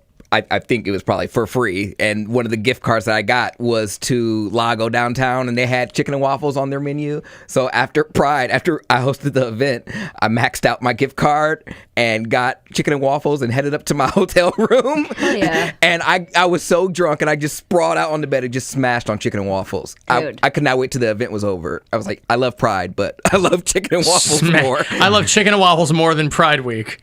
And that's your right as an American. That was when that straight man was beating on my door, and I just had a mouthful of waffles. You got syrup on your chin. He's like, you said I could sleep here tonight. I'm like, I'm almost done.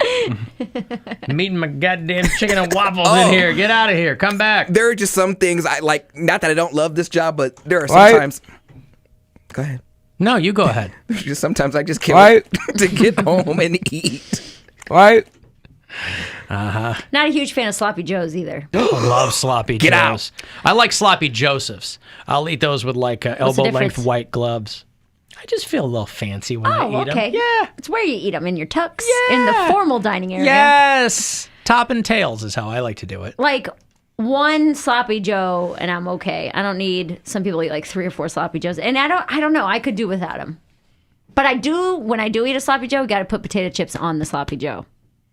Plain Lay's potato chips. My wife is a chips on sandwich Oh, person, and gosh. I'm not that. I don't need that. Takes it to the next level, man. You Don't need that need crunch. that. I'm fine at the level that they serve it to me. I don't need Extra sloppy for ya.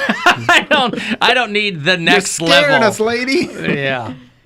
Hey, Matt, what's going on? Hi, Alan. This is. I wanted to say you said you are supposed to eat breakfast every day, and according to Harvard, David Sinclair, you're not supposed to eat meals every day. You should skip one. You can reverse aging. Again, this is there's no reversing aging, but again, it depends on who you talk to. You can line up 5 nutritionists and they will tell you 5 different things.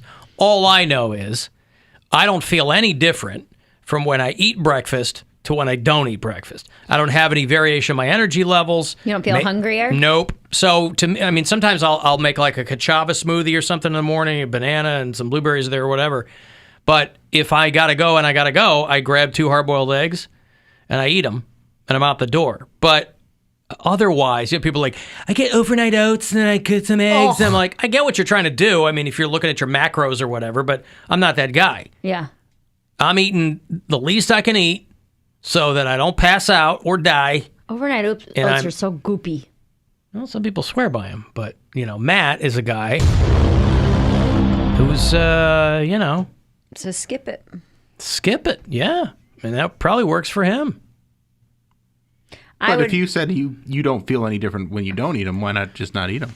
Well, because I think you're supposed to have, after you've slept all night, I mean, well, it depends on what your goals are, too. Because, like, intermittent fasting is basically just skipping breakfast, where you are decreasing the window of when you eat. Yeah, right. And that helps you lose weight. So it depends on what your goals are. If you just want to be a healthy person, yeah, eat some breakfast. Yeah. I feel... some days I do, sometimes I don't. This morning I did not. More energetic when I have breakfast. I get but I'm a hangry person. When I'm hungry, I have a difficult time concentrating. I get really snappy. So I need to eat. Which is, if I had a choice, I would eat one huge breakfast meal a day and I'd be fine. Like one 1,500 calorie breakfast at like noon or 1 p.m. and I'd be so happy. Don't you have that choice? Well, I mean, I could, but I have to eat before I come into work. I'm not going to bring waffles and bacon and syrup and hot sauce and potatoes and eggs. But couldn't you eat that before you came here? I could, but I'd be like on a rush. If I could eat one meal in the middle of the day at like 1 p.m. or 2 p.m., and have a huge breakfast meal, I would be very happy every You mean like part of tuna it. noodle casserole Yeah. or something like that for like breakfast? tuna noodle casserole, but on peanut butter toast. That's with right. avocado slices. I think you're over your Sourdough. calorie intake Yeah. then. Mhm. You're right. Avocado does have a lot. I mean, I know when it comes, for Bill, and not to speak for him, but I know there's only one place that he eats breakfast, so that's not even an issue. Boiler 65. No. They've got Boiler 65. What'd you have for breakfast? I had a lobster in a bag. Yeah, boil and bag breakfast. Hey, Mike. Yeah. What's going on? Hey, not much. How you guys doing? Good. Hey, how about sloppy doughs? Do you guys like sloppy doughs? Is that with deer meat? Yeah. Never had it. Yum. I've never had a sloppy dough. I don't think I've ever had deer meat. Ground venison instead of ground beef. That sounds pretty good. I mean, jumbo. I'll usually do like maybe chorizo or something mixed in. That's pretty good. I like Never yum. had a sloppy dough with the venison. All right. Hey, Kelly. Hello? What's going on, Kelly? Hey, you guys are talking about foods you don't like and stuff. Fried chicken. You don't like it, and don't everybody like else it. does. Well, I don't like working for it. I enjoy it, but I don't like to work for it. It's like crab legs. Eating ribs, the same thing. Crab legs? I love crab legs. That's worth it to me. That's way more work. But it's that's more worth it for him. That's the Yeah. kind of work he likes to put in. Kelly doesn't like working on that chicken. He likes working on that lobster. Right, but sloppy joes, though, have you tried, like, the Tostitos nacho cheese on your sloppy No, joe? no, I don't need all that. No. Just give me a. I wouldn't presume on my friendship with Joseph. What I like to do So with my sloppy joes is I take the sauce and I keep it separate, and then I smash the meat into like a patty, and then just never put the sauce on it. You have hamburgers. Oh my God! I hadn't intended to burn out 20 minutes talking about what stuff we don't like for breakfast, but I did, and I apologize profusely. Why? And now I'll take a break. We got a bunch of calls. People were into it. Yeah, right. Okay, on the way back, I'll have those Coheed and Cambria tickets for you. They are set to do a show with The Used on September the 12th at Jacobs Pavilion. So if you want to go to that show, I'll hook you up after the break. 35192 on a text for anything else. You can do it there, and you can listen anywhere on the iHeartRadio app. The Alan Cox Show.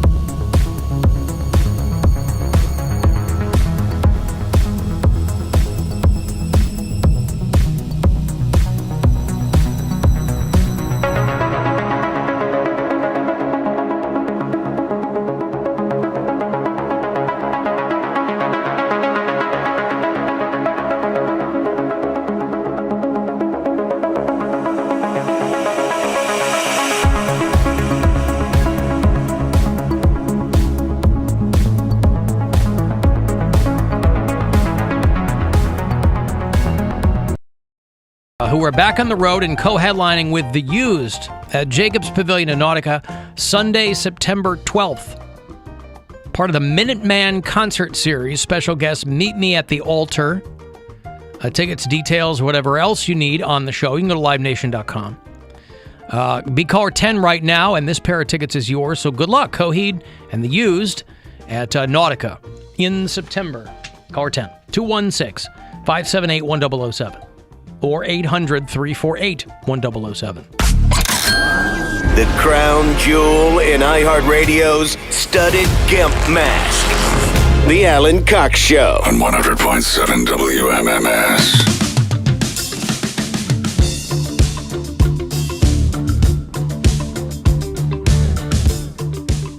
Good to have a little sip of this. The water, I assume, is still safe to drink in New York, huh?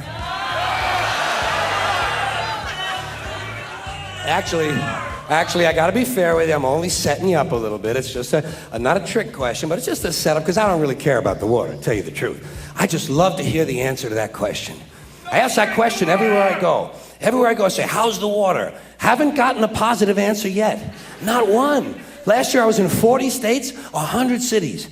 Not one audience was able to say to me, yes, enjoy some of our fine local water.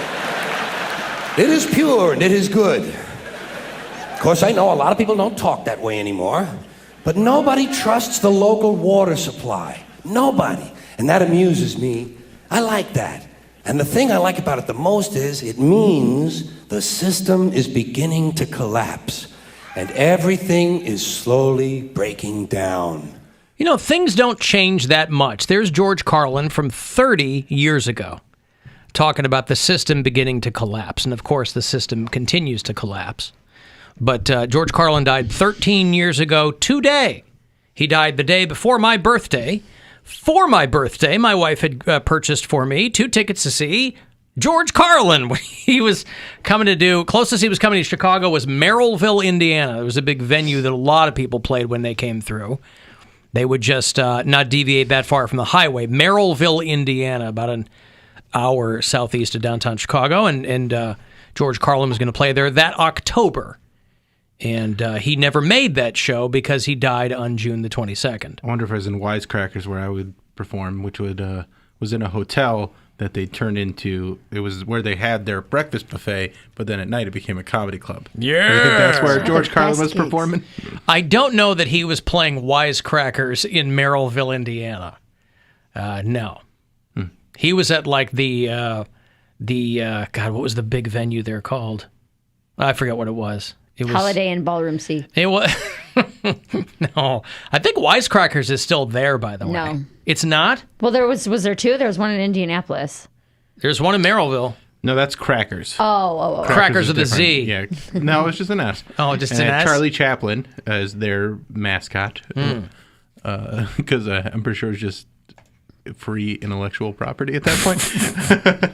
But Wisecrackers was, that was just like a weekend club. What was the place right off the highway in Maumee? You'd know, in Toledo, south of the highway. Connections. With a Z, right? Connections. No, 2 X's. Two C-O-N-X. Right. C-O-N-N-X. I don't know, something like that. That's long gone, right? That's long gone, yeah. That was, so I started in 2012, and I did their open mic a handful of times. They closed in like 2014, I think. I did it a long time ago, and this girl wanted to hook up after the show, and I was like, just follow me to my hotel. And she was following me, and then I lost her, but I got a text from her the next day. She's like, oh, I got arrested for driving drunk. And I was like, oh, cool. Oh, that wasn't the crack addict? No, Wasn't there a girl that was in Morgantown, West Virginia. She's sitting on him hoping he's got crack. Hey, I like crack. Give me $20. Yeah, that's right. I like crack. I'll let you into my crack if you give me some crack. It wasn't even that. She just said, may I have money for crack? Yep, please. Wanted some crack. Give me crack. But yeah, Connections, I had some crazy shows, like good shows at Connections. Also, one of the first times I did like an open mic at a club was Connections. This is probably 2004. And my buddy, at the time I didn't know him, but his name was Charlie Wiener. Still is. Was headliner. And it was like, there was probably 12 people in the audience. And I'm like, this is going to be so rough. And I went up and it was like not great for me. Like I did okay. But then he showed me that in any situation you can just destroy, and he did. Like, he was up there just killing for 45 minutes in a situation that wasn't ideal. Charlie Wiener, you say? Charlie Wiener. He's a legit dude. He's great. He's still around? He's been doing comedy forever. He's just super, super funny. Very seasoned like that, where I don't know that you could put him in any situation where he would not do well. I've done so many. The with the crack lady, that was with him. He was headlining. I was featuring. And then like another time we did a gig in Pennsylvania in some bar. 2 people. I did my time, 20 minutes, 25 minutes or whatever. And he goes up there and for an hour just has these people howling. Just incredible. Thanks both of you guys. That's my time. I'll see you later on. So he's just like a road dog. He's just a road dog that is. And he's super nice. Like just very chill, very accepting. Kind of loves everybody and does his job. Just does happy it well, to do the and keeps job. his head down. There you go. Dick in Dayton, Ohio. Hello, Dick. Hello, Alan. Hello, Bill. Hello, Mary. Yo. Hey, Alan, Bill, Mary, I wanted to tell you something. You were talking about George Carlin. I can remember one of his best movies. You remember Ted and Bill's Excellent Adventure? Who could forget? Ted and Bill's Fun Time Party Town. Yes, he was Rufus. Rufus. Yeah. Rufus. Do you remember him in the movie Car Wash? Car Wash. Do you remember him in, well, God, what was the movie? Shelley Long and Bette Midler. And, oh, God, Carlin was in that. It'll come to me now. He was in Dogma, the Kevin Smith movie. Great in that. Yep. Hey, Dick, Dick, did you Outrageous Fortune is the movie I'm thinking of. Thank you.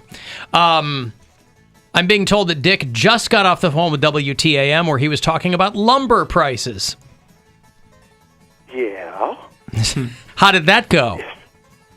That went well, but I just wanted to tell you. I hear lumber prices are going down, but it's all this janky wood that they're trying to pass off as like top quality crap. I'll tell you what happened last Friday. We hit another one of those storms like it hit, in May in Salina. And I went home early that day at 7 o'clock. I mean, even the roof and the flowers were, it rained so hard, you couldn't hardly see it. But we lost the flowers, and I thought it was going to rip the doggone lumber door down because the wind was so high. Oh, my goodness. It's not a very good advertisement if the lumber doesn't withstand the storm. No, and they kept the garden center closed because there was a flood out there from all that water. Yeah. Saturday we couldn't. Of course, I wasn't there Saturday, and in fact, I was supposed to play a concert with the Strummers. With we the had who? To cancel it because, with the Beaver Creek Strummers. That's that ukulele group I'm playing with. You're in a ukulele group? Just when I think Dick can't get any cooler, he whips out the uke. So the Beaver Creek Strummers. The mandolin, they got one bass player, and then they got there's eight ukuleles, one mandolin, and 2 guitars and a bass. Okay. And a piano. Do you play Melikaliki Maka? Well, one song we play in this show in about a week. Blue Hawaii. Yeah. And Tiny Bubbles. Do you remember that song? Don Ho. Yeah. And then we mix a little bit of a little country in there and a little bluegrass, know. And we are debuting down at the June 26th. Debuting? You're debuting? We are making a concert. Yeah. We haven't played for a year in Clifton, Ohio, not too far from where Senator DeWine is. So how many, Dick, over the past year and a half, how many members of your various bands have you lost to death? Oh, thank you, Alan, Bill, and Mary. It's sad. It's really sad. At least 24 members. We used to have 45, and now you lost 24 people. Dwindled down to only. Let's see, we got 22 playing Saturday night. There'll be 10 banjos, 1 mandolin. You lost a 24 piano and 2 ukes. So, but we can still make music. You lost 24 people to death? Yeah, we did. In this, You sound strangely sanguine about the whole thing, Dick. That's 24 people in your cohort. We're trying to bring it back to normal. We're trying to get people to come back, but it just seemed like after Jack went away to Jacksonville, we had so many concerts. We played up north, but still we've got probably 22 people. We still could make the music though. We're still going to wear our logos. We've got our shirts and our straw hats. And Ladies and gentlemen, pay no attention to the decimation of the Beaver Creek Strummers. We've lost 24 people to the coronavirus. Okay, well, okay. Well, good luck out there, Dick. Hey, you did say something about the Browns getting that one player the last time I talked to you. Clowney. Jadeveon Clowney, yes. Yeah, Davion Clowney, yeah.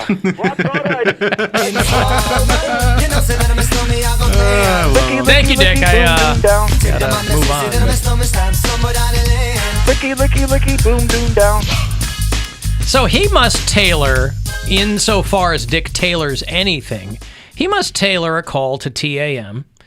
Because when he was on hold in the break, someone texted me and said, Dick just called into TAM, and he was talking about lumber prices, and he was doing like a commercial for the Beaver Creek Lowe's or whatever. What are you doing, switching over to TAM during the break, customer? You're supposed to be checking out the Bill Squire show. Yeah, can't you read? Yeah. Can't you read the directions on the live stream? Or be buying tickets to my show this Saturday in Lakewood and There you go. Now, Mahals. sometimes I'm sure among our customers, their morbid curiosity gets the better of them, and they want to know what conspiracy corner is farting out down the hall. So, not even down the hall. They're allowed to. Yeah. They're allowed to. I'll allow it. But yes, come to Mahals on Saturday. Tickets at linktree.com/Bill Squire. Or links in bio on my Instagram. It's what Alan wants for his birthday. It's the only thing he said. I've made it very clear. I've said, hey, my birthday is tomorrow. It's my 50th birthday. My movie is easily half over. So get yourself all cheered up and go see Bill at whatever he just said. What did you just say? Go to my show. Where's the show? Mahals in Lakewood. Is it Mahals or Mayhalls? I was going to say the same thing. Mahals. I've never gotten a definitive answer on that, but someone must know. It's, from what I understand, can't just be up to whoever says it. But tickets are in my Instagram and Twitter bio at so Bill it's Squire. It's Mayhalls? Sure. Spelled Mahals. It looks like Mahals. I'm going to need an unequivocal ruling on this. Hey, what's your status of that Mountain Dew? Do you like it? The Baja Flash? Yeah, I didn't know the name of it. But pineapple coconut. Do you like it? It's okay. Ooh, that sounds good. It's all right. The other one, I don't know what it was, just tasted orange. You already went through 2 already? That's your second one? Did it taste like the color orange or the fruit orange? The color. Yeah. Trouble is, anything that's got coconut in it is going to taste super, super artificial. Dude, I love coconut. Which sounds like a lame critique, but you know what I'm talking about? It tastes like you're drinking suntan lotion. I had coconut on my ice cream last night. Love it. One weird thing that has been happening to me. Oh, good for you. Coconut on your ice cream. Yeah, it's vegan ice cream. A vegan ice cream. It was a mocha At Mitchell's? chip. No, this is a We place got Mitchell's called. in it. Oh, so good. It is so good. This is a place called Mootown in Berea. But the last 2 times I've eaten ice cream, my tongue has bled. Pardon me? What? Yes. How? So is this some sort of like ice cream stigmata? I don't know what. I don't know what it is. I have no idea. Cremata. We were Sunday for Father's Day. We went and got ice cream. Me and my boyfriend and his daughter and my niece went, and I had mint chocolate chip, and about 10 licks in, I licked it, and the whole green ice cream was red. Ugh. And I looked at my boyfriend. I was like, "Is my tongue bleeding?" And he's like, "Ew, yes." Is that raw? Is this thrush related, maybe? I thought maybe, but I've eaten ice cream before this. Yeah. And then last night I was eating ice cream and it happened again. That my tongue's, like, the sides of my tongue started bleeding. And I was like... I think it may just be really raw, or it's rubbing up against your Invisalign, and it might be irritated that way. Well, and here's what I thought, too, is because on Sunday, when, like, the whole cone was red, it's the first time I had gotten a cone. I normally get it in a cup and Any eat chance it with a spoon. you ate it the wrong way and stabbed your tongue with the sugar cone? I don't think so, because it happened last night and I was eating it with a spoon. And it's not. Could you have stabbed your tongue with a spoon? I don't think so. Had you sharpened it into a shiv by any chance? No. It's just a really weird thing. Like the tip and then around the sides of my tongue will bleed if I eat ice cream. The last 2 times. It's not been with any other food. No. That might be. And I'm wondering if it's a cold thing. Might like, be an allergic reaction, because when I eat something really sweet, my cheeks turn red. And I thought bleeding. Well, I thought that was normal, and everyone was like, "No, that's not normal. Your cheeks don't get rosy when you eat something sweet." So it might be something with you. I don't know. Like I'm allergic to something in the ice cream, soy or something. I googled bleeding from eating ice cream, and someone asked on JustAnswer.com, "My tongue bleeds when I eat ice cream. Is this normal?" And the first answer is, "No. Of course it is not normal." Right. That's why you're typing the question into the Google machine. Yeah, so that's happened Sunday and then again last night. So 2 days in a row. Is it PMS related? No, I just got off my period. Maybe that's why the blood didn't come out that way, That's so it's not coming how out that another works. way. It doesn't just go to other parts of your body. Your looks for eyes your will ears. start bleeding if there's Yeah. extra. I don't know how the Weirdo. female body works. It could be. You could bleed out your belly button for all I know. This verified doctor on this website says yeast infection of the tongue can cause bleeding as well. So it might maybe thrush related. Ugh, nasty bitch. How many licks does it take for an ice cream to make Mary's tongue bleed? The world may never know. It was probably about 10. He called you a nasty bitch. I'm just kidding. It's fine. I had thrush for a month, and I'm sure this is probably a symptom of that. But it was just weird that it had never happened before, and I was like, it's got to be from licking the ice cream, not just eating it. But then it happened last night, so whatever. Is it enough blood where you could taste it in like your spoonful of ice cream? I can't taste it, but my tongue does hurt. Like my tongue feels raw, and I'm like, oh, I'm eating ice cream. It's just cold. okay. And then when I licked it, it was like, that's a jarring thing to see when you have bright green ice cream and then it's just red. You're like, what the heck? Oh. Mary having a little confectionery treat the other evening. Oh, what a bummer. Mary, why you bugging? Bleeding. All right, let me take a break, and I'll have those Atreyu tickets for you later on, closer to 5:20. They're back on the road this fall. 5:30. Remember, that's going to be your next chance to, might be your last chance to get one of those trips to Vegas, doing the iHeartRadio Music Festival this fall. Fly out, put you up, get you all the festivities. So 5:30, I'll have a keyword for you to text and try to win one of those trips. The Alan.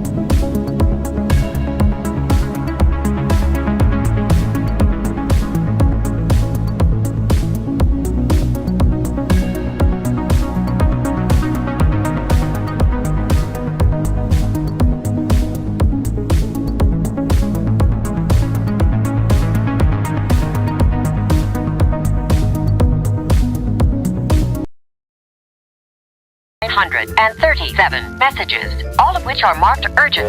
Call the Alan Cox Show. 216-578-1007 or 1-800-348-1007.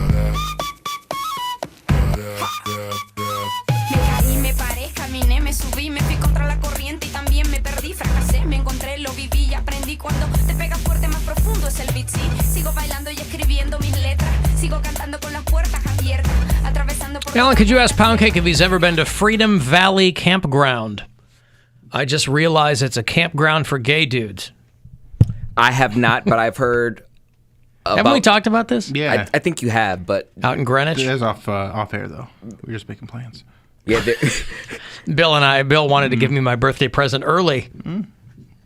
Yeah, I've heard about several gay campgrounds, and I'm surprised that I have never been to one of them because it sounds right up my alley. Because you're a gay man. Well, I like that stuff. I'm not a circuit gay because I get anxiety around a big crowds of people because I think something's about to go down. You never know nowadays. But I want to be around a bunch of gay people without being too close to them, if that makes sense. And so you want to be a passive gay? No, He doesn't want to be in a big crowd where he can't exit. I see. You want to be able to pull the chute whenever you like. Right. And a campground's perfect. I can mingle around and, go from campsite to campsite, drink and have fun. But I'm not worrying about how am I going to get out of here or like... It's not enclosed. Not enclosed, and I can enjoy myself. A concert or a festival, it's sweaty, it's stinky, you're there all day, there's no place to sit down or pee. Or sit down to pee. Yeah. It's just a lot. And obviously I'm not in the best shape, and everyone out there is chiseled and tan, and I'm like... Yeah, I think we finally got to the crux of what your complaint is. That should... sounds like that would be at the very top of the list. That's number that you're 3. Not in... Really? That's number 3. That you're not in shape? That's not number 1? No. Because there's a lot of people there that aren't in shape. I see a lot... And a lot of bears out there? I was like, bears in the woods? That's a There's fetish. a bear crap in the woods? Yeah, out there at the gay campgrounds. A lot of them. That's why you have to put your food in the trees. I want to go to right. I want to go to on one of those Atlantis cruise lines, but I don't want to go by myself because that's something I want to go and like if I was single, I would go and be a hoe. Dude, but, go on a cruise by yourself? But it's a gay cruise. Yeah, okay. So what? It's everybody just lubing up and grabbing ankle, or what? I mean, is probably everybody's sleeping with everybody. I've heard stories where people go there. I have a few of my friends that have OnlyFans, and they're the most subscribers they get is from when they go on these cruise ships. Well, not since COVID, but when they go on these cruise ships, and then it's just a full week of just content because it's just a room full of group sex, and then they post it, and people want to know what goes down. Dude, cruises, that's something that I have absolutely no desire to do. I've gone on one in my life, and it was before I was able to drink, so. It's just, I am so afraid of being lost at sea. Really? That's one of probably my biggest, most irrational fear. There's so many being safeguards. Lost at sea. There's so many safeguards. Well, I don't think it's an irrational fear to not want to be lost at sea. It's just very unlikely that would happen. Right. It's an avoidable fear that unless I'm flying across the ocean. But yeah, that's a big fear of mine. I have a bunch of dinghies. There's a lot of stuff. Yeah, but just because there's a boat doesn't mean I know where to get it or where to take it. But they will explain it like to then you. Now I'm just in an inflatable boat. What if all the crew members die? That's not the kind of dinghy he was talking about. Oh, He's still right, talking gay about cruise. Gay cruise. Boner. What, Grandma? Boner. Oh, Grandma, I miss you. Boner. Nah, that's oddly enough, that's not one of my fears. Not being lost. I fear more about pirates coming on the boat because that's his real fear is pirates. There are real modern day pirates, Somali Alan. pirates. This guy. Whatever, you guys think I'm crazy. There was a boat. What about the butt kind, Bill? Are those, is that still They're not already the on preferred? the boat. Oh, that's not the preferred nomenclature though anymore, is it? Oh my goodness, what a slur! I swear, shame to myself. There was like a pirate abduction back in like 2016. No, yes, there was. wasn't. Yeah, they got on the boat and they hijacked it. Shut up, Mary. You don't know what you're talking about. You're thinking of Pirates of the Caribbean. Johnny Depp made another one. He saw Captain Phillips over the weekend. Probably, I'm the captain now. Someone's gonna find one of the articles. There was, but that was not near here. It doesn't matter. They don't say, they don't sail cruise ships through the lines in the ocean where there are Somali pirates. You're not going around the Horn of Africa. You're going from like Miami to the Bahamas. It's not exactly a. They got Cuban pirates. Cuban Anybody who pirates? wants to hijack a boat. Anybody who has a boat in Cuba uses it to get over here. They're not hijacking cruise ships. They're trying to jump on the boat and blend in. Yes, you know how big a cruise ship is? A friggin' hotel. He was also, this does track, because he was worried about getting a house on the lake because of Canadian pirates. You know, I'm sick of you guys. I didn't realize he meant a house literally on the lake. I'm sick of you guys remembering the things I say to use against me. Pirates come over from Canada, break into my house while I'm mowing the lawn at 2 a.m., remember? How dare you retort with my own words? Because you guys think I'm crazy. Like, this is all Yes, we think that impossibilities. you are crazy. I'm with Mary, somebody says. I like having the ground under me. Yeah, I don't do. This is something that's gotten worse in the last couple years. That like I just don't do very well on boats. Not that I get like seasick. I just get really, really nervous. I understand. I just don't like the idea of being stuck on the boat. Like, I don't think I'm going to get lost You're at in sea a or anything like confined that. space. Yeah, the confined space. Like, a floating mall doesn't seem all that exciting to me. Yeah. Like, there's a Coheed and Cambria cruise in like October, and it's a great lineup, but I just don't want to be on the boat. Is it called Coheed and Camping? No, why would it be that? You're on a cruise. Alan, the chances of Mary being lost at sea on a cruise are about the same as Poundcake being run over by a semi on the beach. So not zero. So not zero. I mean, listen, it's happened before where somebody was, in fact, that's the other side of the Poundcake coin, is when something first comes out of his mouth, you go, ha ha ha, how silly. And then, sure enough, some story will come out a week later to confirm his maniacal brain. Canadian pirates break into $1 million home in Bracknell. Like, what? Get out of here. Canadian pirates. No, my boyfriend's best friend has a fishing charter. And all last summer, he was like asking me to go out. And he would ask me on days when obviously the fishing charter wasn't busy. So it was like 55 degrees and raining. Mm-hmm. And he's like, you want to go on the... I'm like, no, I don't want to go on a boat in the rain. Like, and then the more I thought about it, the more I'm like, I think I'm scared of boats. And he was like, for real? I'm like, I don't feel comfortable in like... When all you can see is water around you, that really weirds me out. Well, unfortunately, a boat is something that's easily avoidable. Yeah. Like, it's not like a car. Right. Or, a normal mode of transportation. If you don't want to go out on the boat, you don't go out on the boat. You wave from the beach. I'm going to go make a sandwich. I was like, that can be your thing. You can go out on the boat. Alan, do none of you remember the 1999 Ontario pirate insurrection of the Good Time 3? It was before my time here, but I'll take your word for it. I'm no Northeast Ohio historian. Passed down as a myth more than an actual event. Poundcake, are you worried that pirates will come and take your booty? No. He's a treasure, Alan. Why wouldn't they? By the way, it's been pointed out to me that Dick from Dayton on Twitter might be getting a little morbid. He said, now that Mike DeWine has lifted all the restrictions on live music performances, I'm asking everyone to come see me play sometime this summer before I join my fellow musicians in death. 24. So I'll tell you what, that is, wow. That's crazy. I feel like he still didn't understand me. I think they lost 24 musicians to not coming back to the Kettering Banjo Society. I think it would be front page news, wouldn't it, if 24 members died from the coronavirus? I mean, he is one of the younger members of that group, so... He's the whippersnap over there at the KBS. All coronavirus, it could have just been... natural their causes. Time, yeah. I see, just the normal attrition They're just that old. an elderly banjo group will see over the length of its of the band's life. You have a better chance of getting lost in the wilderness and dying than any body of water. Right. I'm not in wilderness right. either, A lot of though. people don't want to She go never into said it was- wilderness either. I mean, She I said qualified it this was with irrational fear. yeah. Right. And then I said, more, I guess, unlikely. But yeah, that's a big one for me. Hey, Kathy, Hey, hello. what's going on? Nothing. I want to tell Mary and Bill, I'm surprised they don't want to go on a cruise because it's so relaxing. It's all you can eat, and you're not really confined on a boat because they're so big. There's so much to do. Yeah, but aren't the rooms Well, and super small too? Though? No, not if you pay for a Yeah, if you small room. spend They are, but if coin. you drop some coin on one, you can have a Yeah, balcony. but you're it's only in the beautiful. room for sleeping. Yeah, because there's ports of call, and you get off, and Yeah. wait for the island people to rip you off, and then you get back on the boat with some crap that you bought because you felt bad.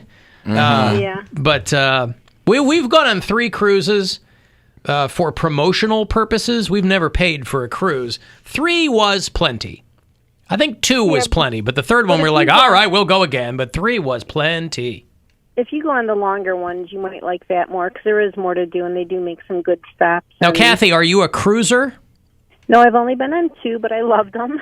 Okay. I'm not saying they're not fun. I'm just saying it's probably not for me. And where did you go? The Eastern Caribbean and then the Western. So we went to Belize and whatever. I don't even remember. It was like 15 years ago. That's where you end up with. That's where you end up on one of those shows called "The Monster Inside Me." You know, where like a worms in your brain from getting off at Belize.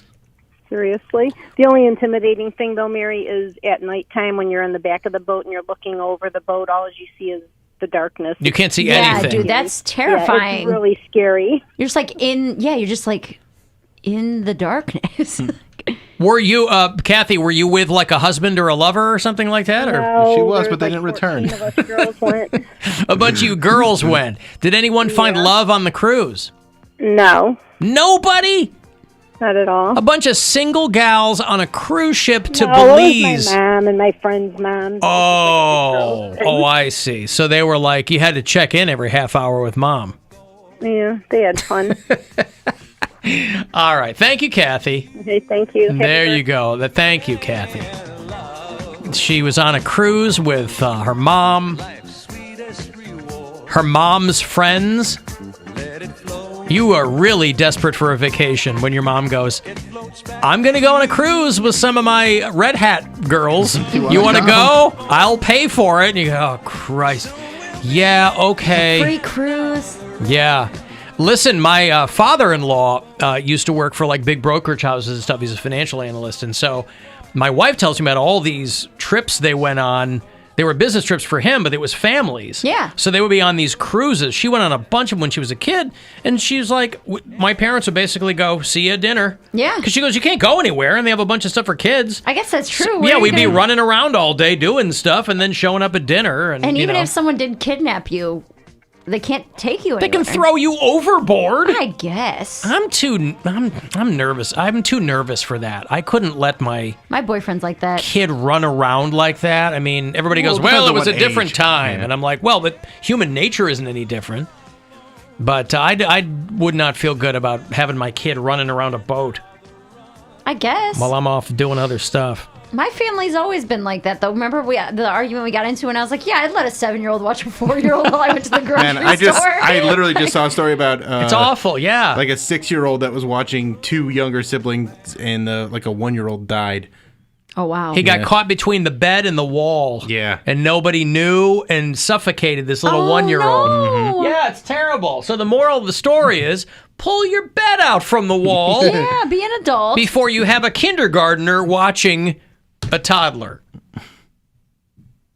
Alan, my current irrational fear is going under for surgery. I'm having wisdom teeth removed Saturday. For some reason, I keep thinking I'm not going to wake up. Oh, you probably won't. That's terrifying. That was fun. Don't do that. Well, I'm saying I had it done. If it makes you feel any better, and I was just fine. You probably won't. What's wrong with you? Yeah, you probably won't, babe, but you'll be down 2 molars. There's always someone that it just doesn't work out for. Unbelievable, this guy. Well, what are your chances? About 1 in 200,000? I wouldn't call that probable, but it's not impossible. Well, that's how I deal with stuff, though. Like, my daughter has, like, she's afraid that there's going to be an earthquake or a tornado that swallows her up or whatever. And I'm like, well, it's probably going to happen to you. You're the worst. You are the worst, dude. And she's like, why do you say that? I'm like, because it's all you talk about. You're so afraid of it. So it's going to manifest manifesting itself. it, yeah. And it's going to happen. She's like, no, I don't think it's going to. And so then she has to talk me out of. And it works. I guess it's a weird reverse psychology. Hey, it works for her. Someone said that to me. I'm like, get away from me, you pessimist. Hope for the best, prepare for the worst. Mary. She's saying these things are real and they're going to happen. I go, okay.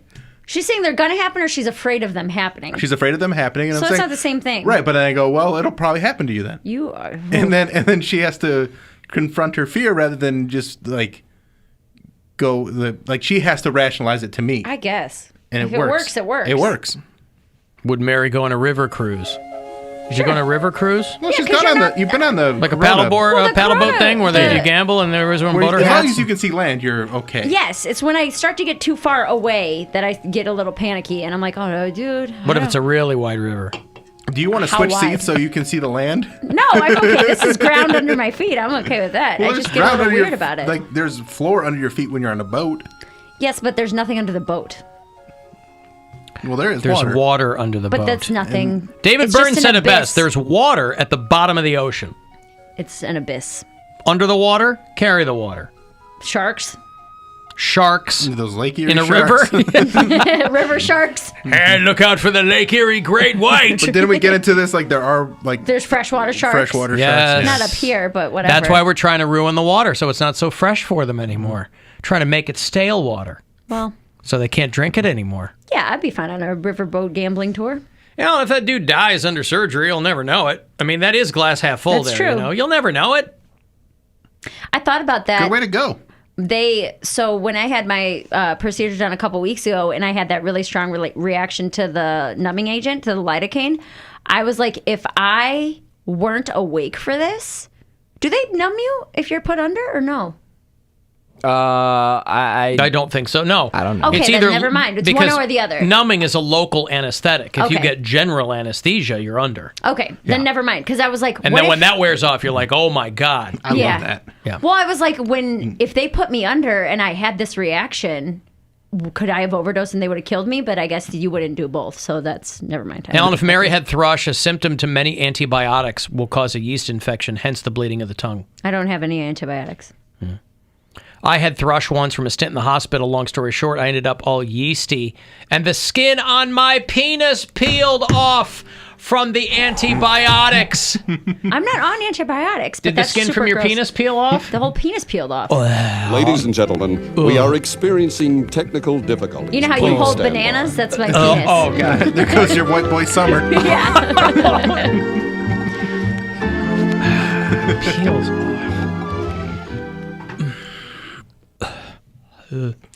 Okay, well, there you go. Well, Bill took me to my wisdom teeth appointment, and I turned out just fine. I was talking and Yeah, you turned out great. Apparently good time. I threw a ball across the room, and I was talking to Rec about people in my family. The doctor told me Talking a wreck. talking reckless. That's what they always say now. Talking reckless. He was like, "You were very chatty." I was like, "Bitch, I had a tool in my mouth. Like, what do you mean? Yeah! How was And I when are you talking?" ever not chatty, by the way? I think the last time I was under anesthesia was Ow! for my wisdom teeth, and it's just like it's bam bam. Or no, it's for when I got my LASIK surgery. No, you stay awake for that. It was wisdom teeth, and it's just like you're, Blah, blah, blah, blah, blah, blah. you're down, and then it's just blackness, and Yeah, then and then you're you're- up, and I'm it's like like, you go to oh sleep." man, take me back to the blackness. I loved it. Blah, blah, blah, blah, blah, blah. Gesundheit. Thank you. Maybe Pro you sh- tip, someone says, if you've smoked weed in the last 2 weeks, let your anesthesiologist know so they can adjust their math. Is that a thing? I have no idea. I've never heard of that. Smoke weed every day. All right, well, someone will either be able to confirm or deny that. They do numb you because it reduces blood flow. If you're put under. Okay, yeah. Well, that's yeah. what weirded me out. Is I was like, man, if they would have just shot me up, and I wasn't having an allergic reaction, but I was having a severe reaction. But I guess it couldn't make me pass out if I was already put under. You know what I mean? Would any of you go up in a hot air balloon? I've been up in a hot air balloon I a would do couple of that. times. Yeah. Heights don't bother me. No, I mean, don't- I'm not a huge fan of heights, but it doesn't. If you're in a hot air balloon, it's very unlikely, given physics, that you're just going to crash to the ground. Right. You know what I mean? Unless there's a giant hole in your balloon, but that again, that's not very likely. I was in a hot air balloon when they had one. It was like one of those prizes for like selling wrapping paper at our school, and Wrapping paper. they, Yeah, right. they Not did even it anything on like edible. a way too windy day. So I was the first one to go up, and they would take us up like a little bit, and they had ropes tied to like a van, so you could go up and be like, I'm in a hot air balloon, and go down. So I went up first, and then the second person to go up, the van started to lift off the ground, and they're like, okay, we got to cut this short today. It was pretty terrifying. So yeah, I'm good on hot air balloons. Yeah, I've done skydiving. Flying doesn't bother me. I like roller coasters. Like heights, I'm not weird about. I went on a cold air balloon one time, and it was very, very anticlimactic. Was it just a block of dry ice? Just sat there on the ground. I would love Yeah. for a first date to be, or well, a date period to be in a blimp, like the Goodyear blimp. have like lunch up there. Can you? I didn't know. Do they take passengers? Yes, they do. Yes. Or I think they have a separate blimp. Like they might have one. No, they do.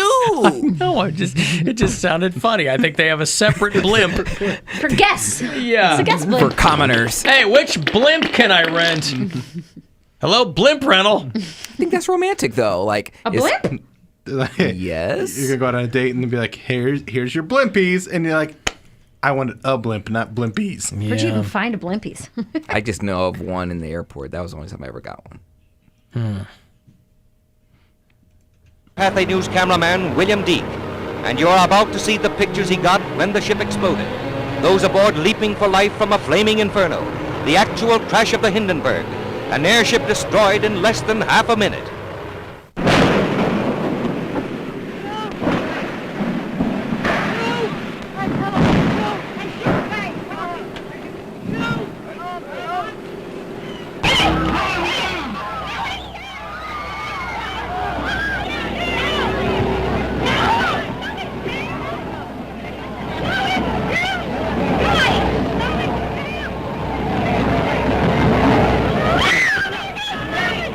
Where's the Humanity guy? Isn't he in there? The Humanity! I don't think you got the right feed. Oh, really? The Humanity! It was WGN in Chicago, wasn't it? Lakehurst, New Jersey, of course, the site of the deadly Hindenburg disaster, but it worked out great for Led Zeppelin. I've got to take a break. If you want to get those tickets for Atreyu, I will have them for you. Upon our return, they're doing a show with a whole bunch of bands. November 30th at the Agora, and then 5:30 is the next chance, possibly the last, to get yourself to Vegas. I'll have a keyword for you. You'll text it and try to win for this year's iHeartRadio Music Festival in the fall. 35192 if you want to text for anything. If you're on hold, I'll grab you on the way back, and you can listen anywhere on the iHeartRadio app. The Alan Cox Show.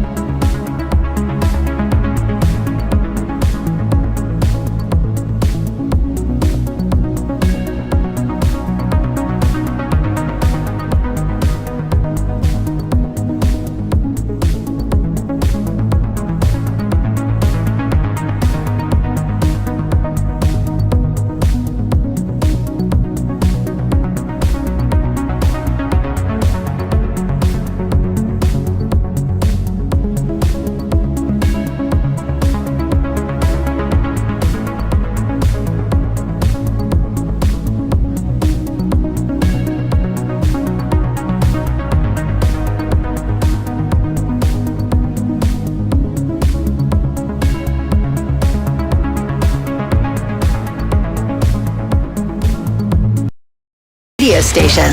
Available everywhere on our free iHeartRadio app. #1 for music, radio, and podcasts. All in one. It's True Crime Podcast Week, and there is no other place in the world with more true crime podcasts than iHeart. Discover the best of the best, like Crime Junkie, Because if Mark didn't kill them, who did? Exit Scam, He alone had access to the money, and now he was gone. Missing on 9/11. There's not a trace of her. And hundreds more to get you hooked on everyone's favorite podcast theme, True Crime. Just open the free iHeart app, tap podcasts, and dive in. Have a great True Crime Podcast Week from iHeart. #1 for music, radio, and podcasts, all in one app. It's time to give stuff away. Oh, it's time to give stuff away. Okay, Atreyu is back together, back on the road with a bunch of bands. Crown the Empire and Tetrarch and Saul and Defying Decay. All of them will play the Agora on Tuesday night, November the 30th. Tickets, info, whatever else, agoracleveland.com, the world famous. Couple of tickets here for you for that show. Be caller 10. Good luck, 216-578-1007 or 800-348-1007. One of life's most pressing questions. What do I like about Alan Cox? Finally answered. All right, I don't like much about you. The Alan Cox Show. On 100.7 WMMS.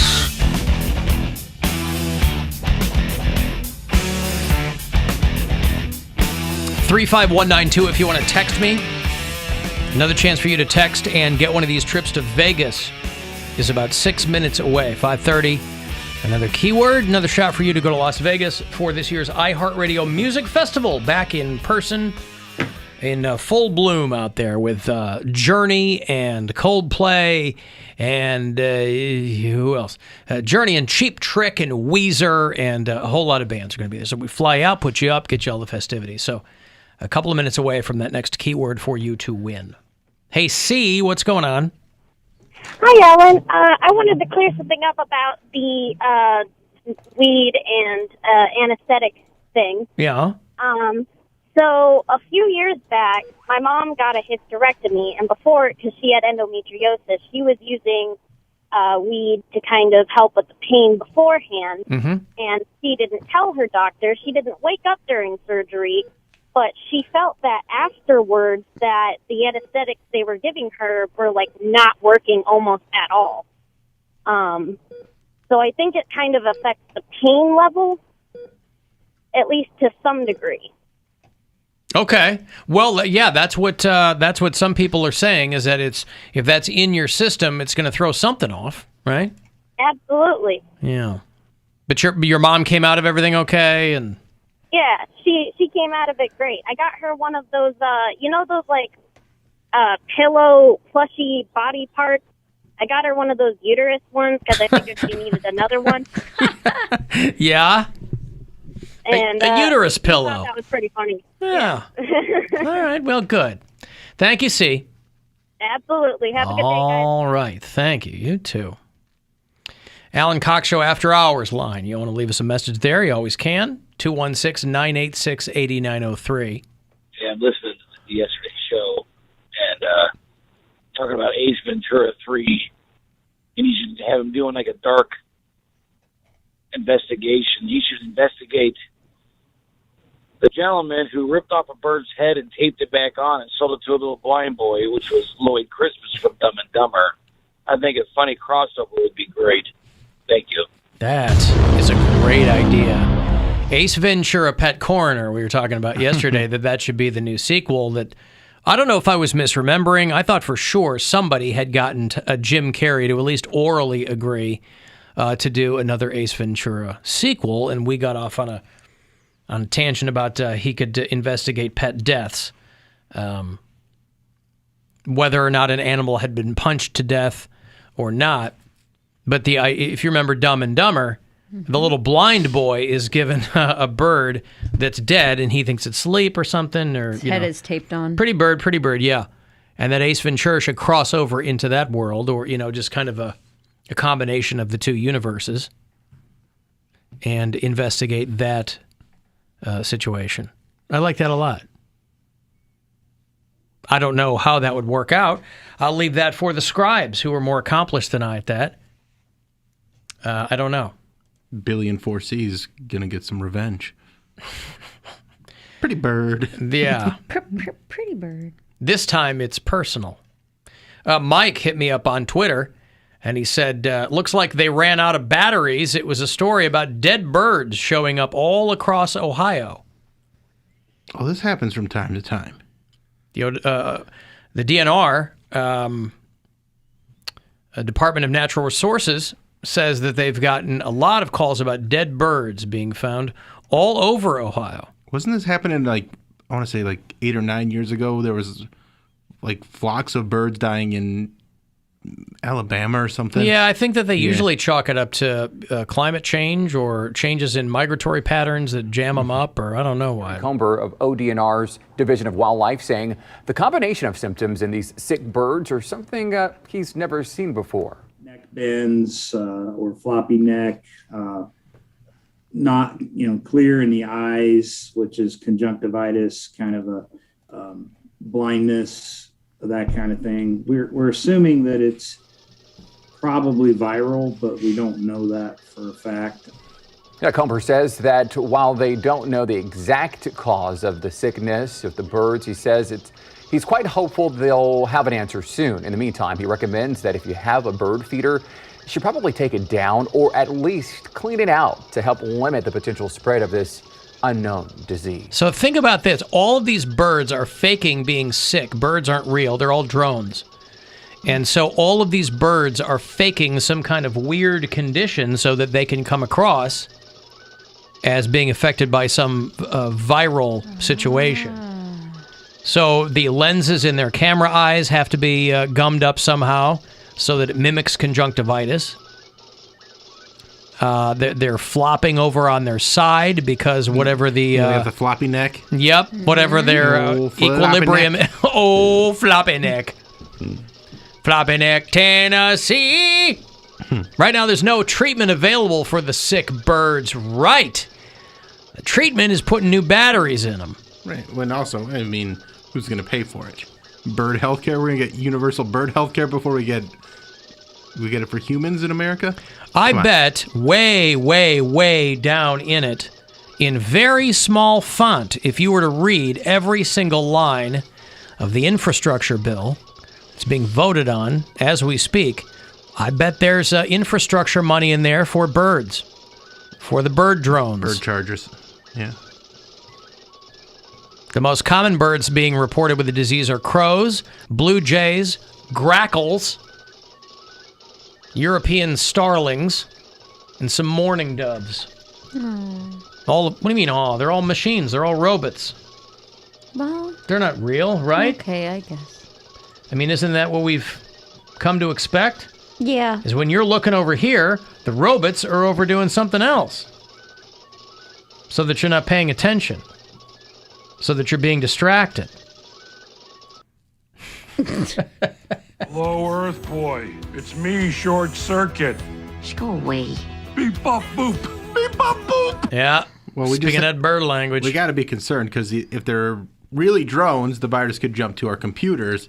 If they are actually birds, the virus could jump to the humans if it mutates. Can we get computer viruses?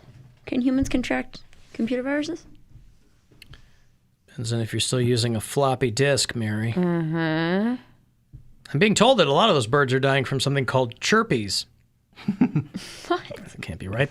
All right, hey, I've got a trip to give to you here. How does 109 degrees in the shade sound, my friend? Well, the iHeartRadio Music Festival back in person in Vegas this fall. Maybe it'll be a little bit more balmy then. And we got a trip here for you. Good luck. It's your shot to get out there. Now, your chance to win a trip to our iHeartRadio Music Festival. Text the nationwide keyword FLIGHT to 200-200. You'll get a confirmation text and info. Standard data and message rates apply in this nationwide contest. That's FLIGHT to 200-200. Good luck from 100.7 WMMS. Buzzard Radio. Alan, I gave my stepmama a stuffed uterus when she got stuck in the clothes dryer. Oh, come on. That seems unnecessary. Maybe those birds are eating too many cicadas and getting sick. Oh. If those birds are scared of getting sick, they should stay in their nests. Bird masks. Yeah, where's the bird masks? Right. Alan, would you say these birds are down with the sickness? Down, right? 'Cause they They're can't down on the fly, ground, yeah. and they're sick, and they're down with the sickness. I see what they're doing there.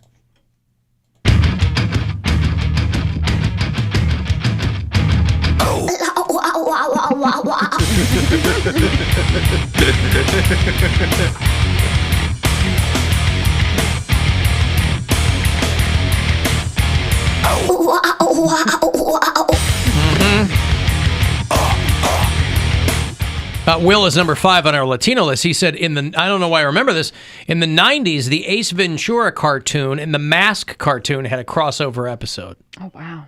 Right? I didn't even know there Were both those cartoons, cartoons. yeah. I knew there was I remember an Ace Ventura cartoon. I didn't remember a Mask cartoon, which sounds ridiculous because if anything was going to be made into a cartoon, it would have been the Mask. It was a comic book first. Kind of defeats the purpose, though, where it's like live action, then he does cartoony things. I don't know. I haven't watched The Mask in a long time. You don't really need to. I feel like I'd like to revisit I mean, if it. you saw it, you saw it. I want to watch him perform Cuban Pete. And I play my maracas and go chick chicka boom, chick chicka boom. Right. Okay. Hold on to your lug nuts. It's time for an overhaul. Cuban Pete. Do you think if they were to redo The Mask in any capacity, that would be considered cultural appropriation? Do you think that people would be upset by Cuban Pete? Yeah, probably. I mean, there's probably people that are upset about it now. They call me Cuban Pete. I'm the king of a rumba beat. When I play the maracas, I go chick chicky boom, chick chicky boom. Yes, sir, I'm Cuban Pete. I'm the craze, I'm gonna get straight. When I start to dance, everything goes chick chicky boom, chick chicky boom. The señorita says, Oh, yeah, and then the cops find themselves reflexively dancing along Yeah. with the... They're under the spell. Uh-huh. The lady cop starts singing. She can't believe it.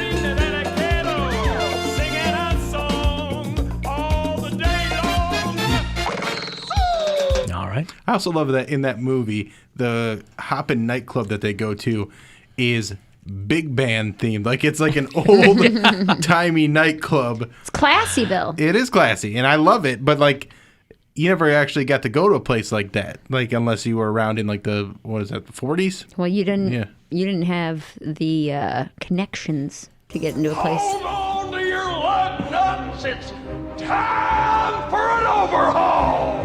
Like, what was the last club that was actually like that? You mean like a jazz club? But it was like big band music. Like they had like a full band performing. Yeah, like Ricky Ricardo's Copacabana. Big Bang or something. downtown. Big Bang? That's a piano. That's a piano. That's not a whole... A big band. Big band. But, well, I mean, they play stuff. It's not the On same. stage. Yes, they play stuff on stage. All right. He's got me. That's the same thing. What That's about like a Nighttown? full... Nighttown's like... But that's like a Nighttown jazz had club. stuff like that. Yeah, that'd probably be the closest thing now, but... But those are Yeah. still jazz clubs. Yeah, that's Yeah, still I Like jazz. big band clubs went away because I think they were like taxed out of existence back in the day. tax and then just, I mean, the overhead for having a place like that, just the size of the band is enormous. Yeah. It's called Big Band. There was a recording ban in the early 40s. Musicians' union striking against the record companies. And the loss of many big band musicians to the wartime military. Oh, that'll do it. And then gasoline and rubber rationing during the war, which limited touring by big bands. But The Mask, I mean, you know, that was that hot summer where that kind of music was kind of cool again. Right. Like Royal Crown Review, I think, was in The Mask. I think they were the band that was playing in there. Are they the people who make the pop? They are not the people who make the pop. Well, I don't know. Well, that'd be Crown Royal. I mean, I don't... No, I Crown don't- Royal's the whiskey. RC Oh. Cola is RC Royal. Oh, you're right. Cola. You know what? You're right. Royal Crown... Smugly correct me. Wow, I'm that's just- okay. Sorry, I made a mistake. Soda pop? All right. Kidding.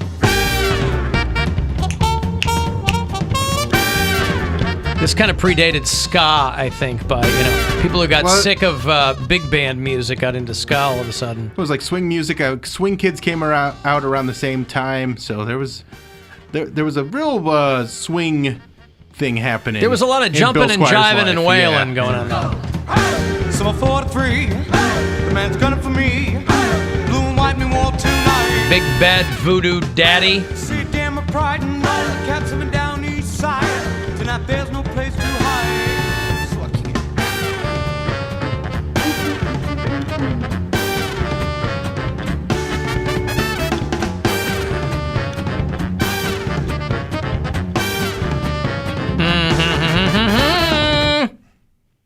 Yep. Now, you were the one going to nightclubs in the 90s, Alan. Were they all like that? Shut up, Bill!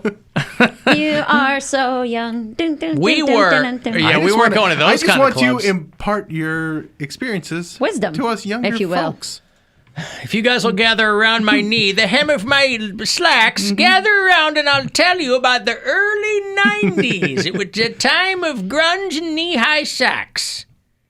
And we would tie our shirts around our waists, and they were plaid at the time. And flannel was the law of the land. And a young man named Curtis Cobain smoked a shotgun, and then it was all over. And the early 90s. No, we had. There are still jazz clubs around,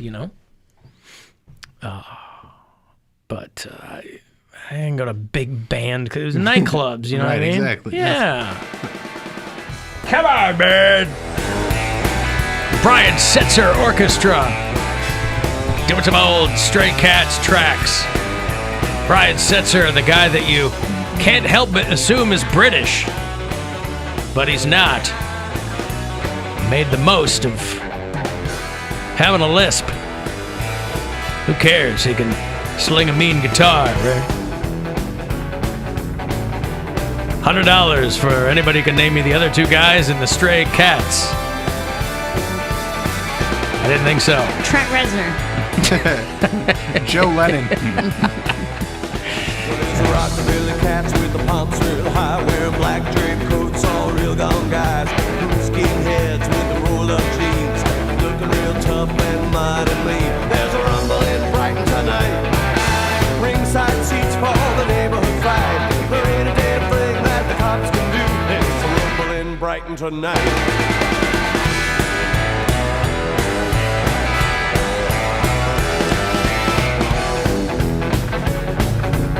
What about the Squirrel Nut Zippers? Remember them? Oh, yeah. I met them at Warped Tour one year. With the lead singer. This guy with the flex over here. Bragging about meeting the Squirrel Nut Zippers. He was drinking Croyle Round Cola. Croyle Round, yes. Yeah. That's the only kind we were allowed to drink as Mormons. Yeah, Croyle Round. Croyle Round. All right, I got a break. We'll be back.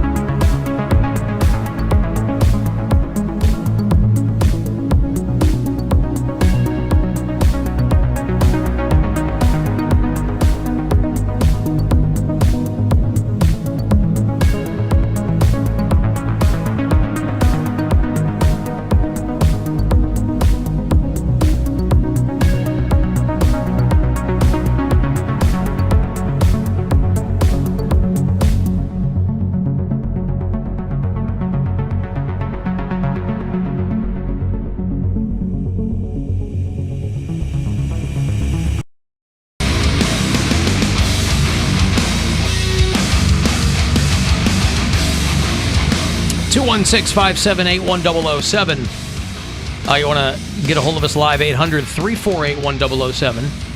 35192 to text.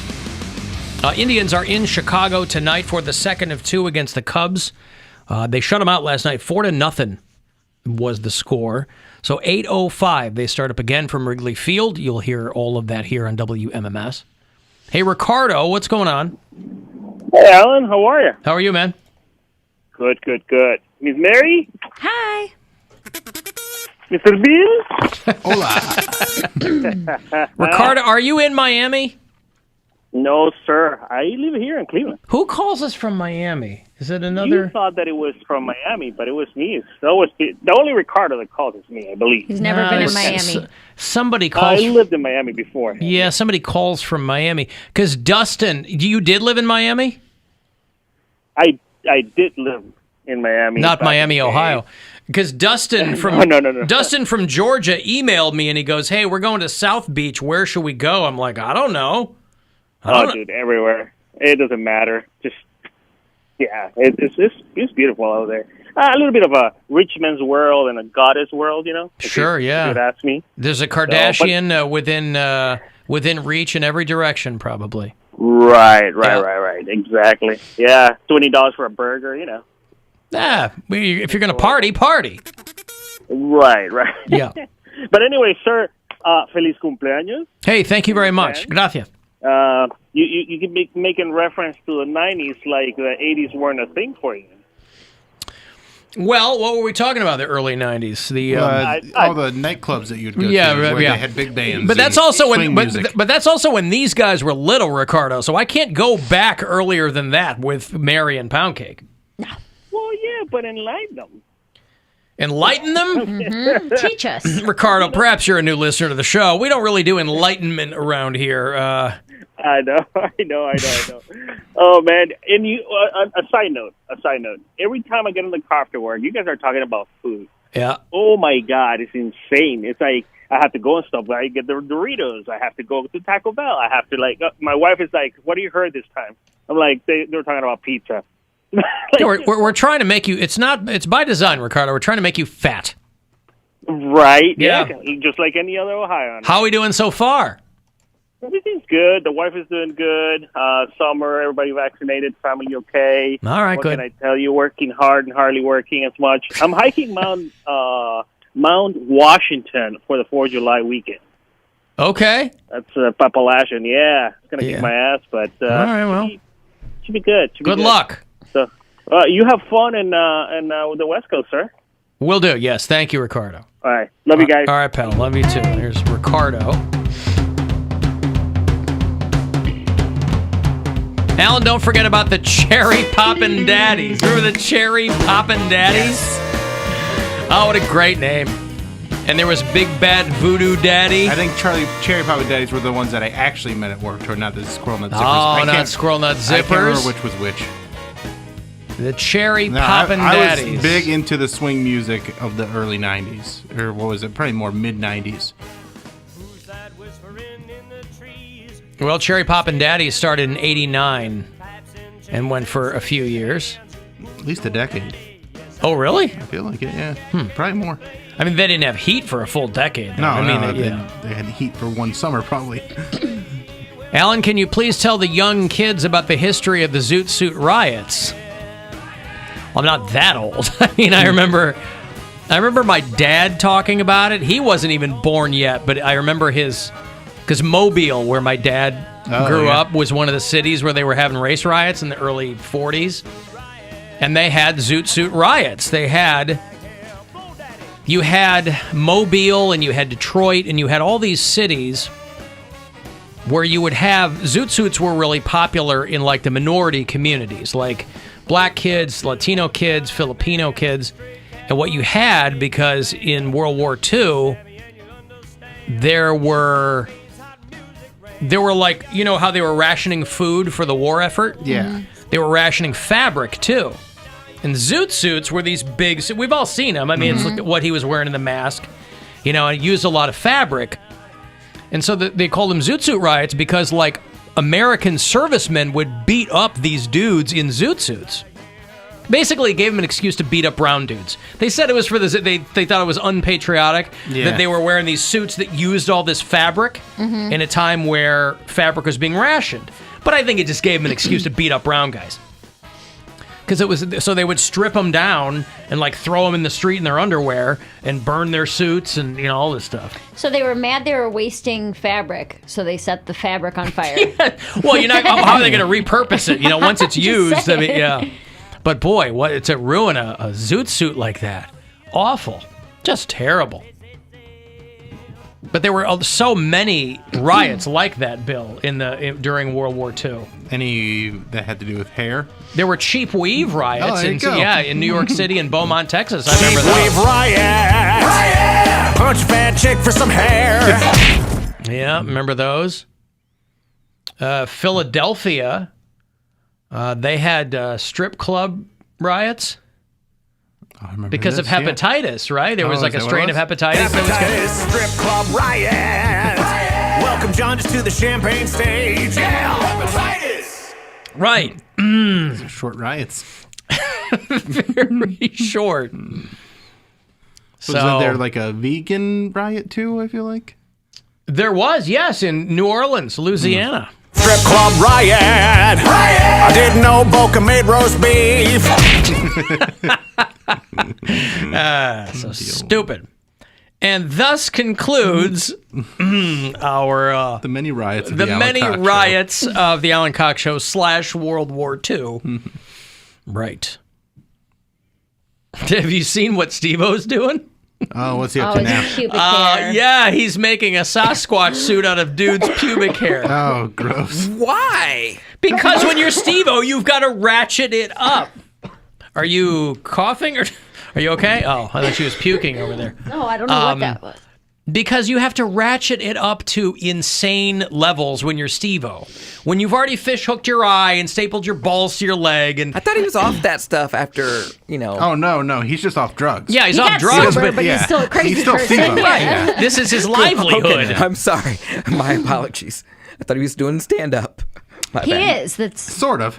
So what he does is he tells stories about doing things like this. Yeah. Like that's what his stand-up is about. It's not like he's up there like, man, can you guys believe this pandemic? It's crazy, right? Like he's not doing material like that. He's like, oh, I cranked it while I was jumping out of an airplane. It was wild. Here's the video. Yeah. Gotcha. Yeah, a decade ago when we were, we had a 12-hour layover in Miami before this cruise or after the cruise or something.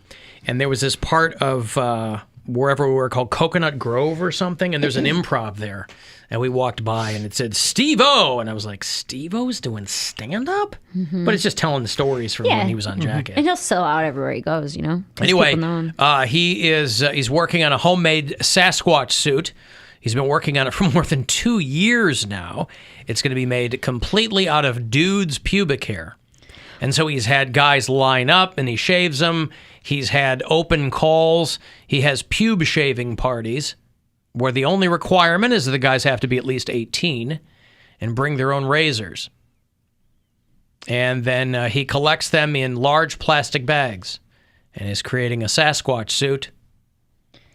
I read, didn't it start, he was going to do it with his own, but he was like, this is going to take forever to try to save up all my own pubic hair? Yeah, And I mean, he it doesn't started grow that quick. He started doing open casting calls. You're going to have to do that. What a weirdo. Poundcake, you saw that Tristan Thompson and Chloe are calling it quits again? I don't even really have words for this because another woman said that he put it in. But we know he did, and we know this is not news. So I don't even understand why they reported it. Are people still clicking on this like, oh my gosh, can't believe they're broken up again. I can't believe he cheated. I can't believe. I don't know. It's from yesterday. Like, brand new news. I can't keep up because I thought they were together, and then she was getting ready to sue the last chick that said that he hooked up with her. How are you going to sue? What are you going to sue her for? For defamation, because she said he was lying. Or she said that she was lying, and she went on TikTok saying, I apologize for putting Tristan Thompson on blast, but what I said was true. So bitch is making statements on TikTok now. Huh. So I thought that was the end of it. And now I find out that that wasn't the end of it. They're back together, and now this is the end of it. I can't keep up. Wow. bitches making statements on TikTok. What, bitch? Do you personally know anybody who's in like an on again, off again relationship like that though? I mean, I have. It's exhausting. One of my closer girlfriends I've been in one.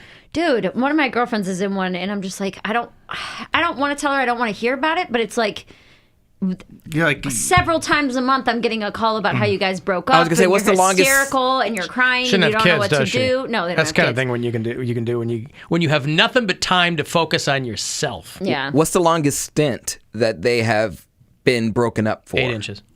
The first time they broke up, he broke up with her, went and slept with his ex, and then they got back together. That's like the same day move. he broke up with her. Yeah, you break up just so you can go do it and then go, we were broken up. And I was like, dude, do you not see that that's why he broke up with you? He made up the thing to start a fight with you to say that he wanted a break so that he could go sleep with her. Like, it's been going on for probably You know what? I 8 can't months handle now. respectfully. I can't handle you anymore, and I've got to get it in by midnight. So let's wrap this up. You know what'll fix this? I'll call you tomorrow. If they get married and have a baby. Well, they moved in together, and I was like, what are you doing? And she called me Sunday hysterical, and she was like, I don't know what I'm going to do. He packed up all my stuff. I have to move out, like all this kind of stuff. And then today she's posting pictures of him on Instagram. And I'm like... That's why I never trust, gosh. Obviously, there's people that are in happy relationships that post, but when you know what's going on behind the scenes, and you're gosh. like, why are you posting this? Yes. Because it's toxic toxic dudes with good D. That's exactly what literally he it. is. That's exactly what he He is. has great It's D, that but he's toxic. good? Yes. Are there Both of us God, immediately. I hate No, but my question is, are there really so few guys Yes. that know Yes. what they're doing? Yes. Yes. That can't, the law of averages says that just can't possibly No, be you're true. wrong. 100% That the true. only guys who know what they're doing, there have to be guys who know what they're doing and are nice dudes. Yeah. My boyfriend is one of them. He's the first one I've met that I've been with, and I have an extensive Right, catalog. And So it took her they're- getting so sober, they're- her dad dying, and now she's rewarded So with a good they're D. out there. They are out What's there. the sticking with the one guy over and over and over again? There has to be, listen. Far between. I don't think it has to do with the D. I think it has I to don't do... either. It's more...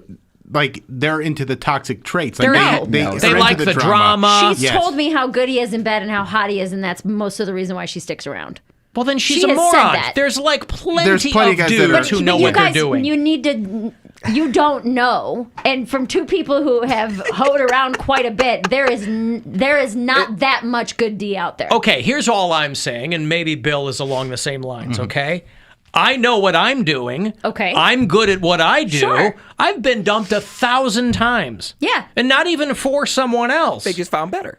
No, it's not even for, well, I'm sure eventually, but I mean, or different or whatever. You know what I mean? It's like, it can't possibly be just that. It is. Because It makes it sound like there's is. two guys walking around that know Listen. what they're doing and no one's going to run into them. Multiple women that I know personally have made it well into their 20s. One girl, 32 years old, before they ever had their first orgasm. Because men generally don't take the time to put in the effort to get women to climax. It is. Listen, I know I'm it's telling and you, I man, know I know there's so much trash D out I there. know it's not exactly the same. I know it's It not. is. Maybe you got trash vaginas. I know it's No, not making me finish because you took 3 minutes and then left. Like that's got nothing to do with my vagina. I know it's not the same, but you could set all the drama aside and get yourself off for a while. Why is that not an option? Like, Well, no, you screw the could. nonsense with this dude. This is clearly not working. I'm just going to take matters into my own But you hands. weigh the and- pros and cons. Yeah, it sounds but like the a cons are huge pretty con is big this cons. guy. Yeah. Yeah. But here's the thing. Wow. I mean, I'm not ashamed or whatever. I've probably been with close to 100 guys. And I would say 3 of them have been great in bed. Great. Like that it's like, okay, this is really good. I would stick around for this. Do you One of them I remember- stayed around about 9 months too long. Just for that. Just for that. Because out of 100, 3 of them were memorable. But why not just make him an F buddy or something? I did. Well, then what's the matter with that? That's okay. You're talking about a girl in a relationship. She keeps going back on But and what off. I'm saying is that I mean, there's more going on there. She's Makes you got go commitment crazy. issues and things like that too. But when you find someone after not having that experience, which a lot of women don't have, and you find someone that knows you and can get you there, and you have a good connection sexually, it is hard to leave that because you're about to hit a string of however many more guys that aren't going to do it. This is my Seems experience. like an awful lot to. I mean, I'll take your word for it. It seems like an awful lot to sacrifice just for that. And I'm also like, I'm a guy that like I take pride in the girl being pleased. Like I've never been the one that's like, well, I got mine. Have a good night. You're in the minority. You know? But also, we're the ones that have to work harder to get laid. You guys can literally go later and go find somebody. But this is at least. also, I mean, Bill, you kind of have. You haven't been single in the time of dating apps either, where it is incredibly easy for anybody. Well, not anybody. It's way easier to get laid on a dating app. To I have just a swipe feeling- through and this is what I want and whatever. Not to sound naive, because you're right, I don't know. But isn't it also true that the people who weren't getting laid before still aren't getting laid? Yeah, Dating kind apps aside. Well, doesn't it make it? It makes it easier. It makes it easier to have the access. Doesn't mean people are going to swipe on you and you're going to get laid. I feel like the people who weren't getting laid before still aren't getting laid because nobody's like, yeah, I like that guy. People are still meeting people in other ways.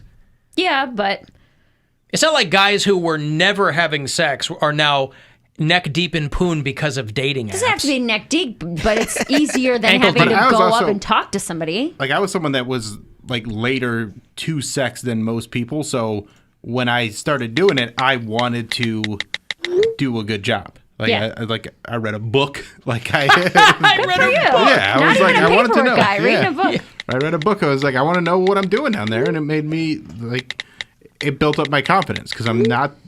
Like I felt like I was behind, and so I wanted to be able to get in there and be able to do some things. Yeah. There's other stuff going on in that relationship that is But I say draining like and exhausting. she can but that find is a somebody thing. if sex is that important to her, she can find a guy that can get her there. There's another guy out there, but I feel like there is a lot more psychological things going on with. I'm not denying that. Does but she I, have any interest in auditioning for the Bill Squire Sunday Fun Day? I don't think I want her. I could send her a message and let her know. All right, I have to break. You want to get the last word in? Shoot me a text, 35192, and we'll be back. It's the Alan Cox.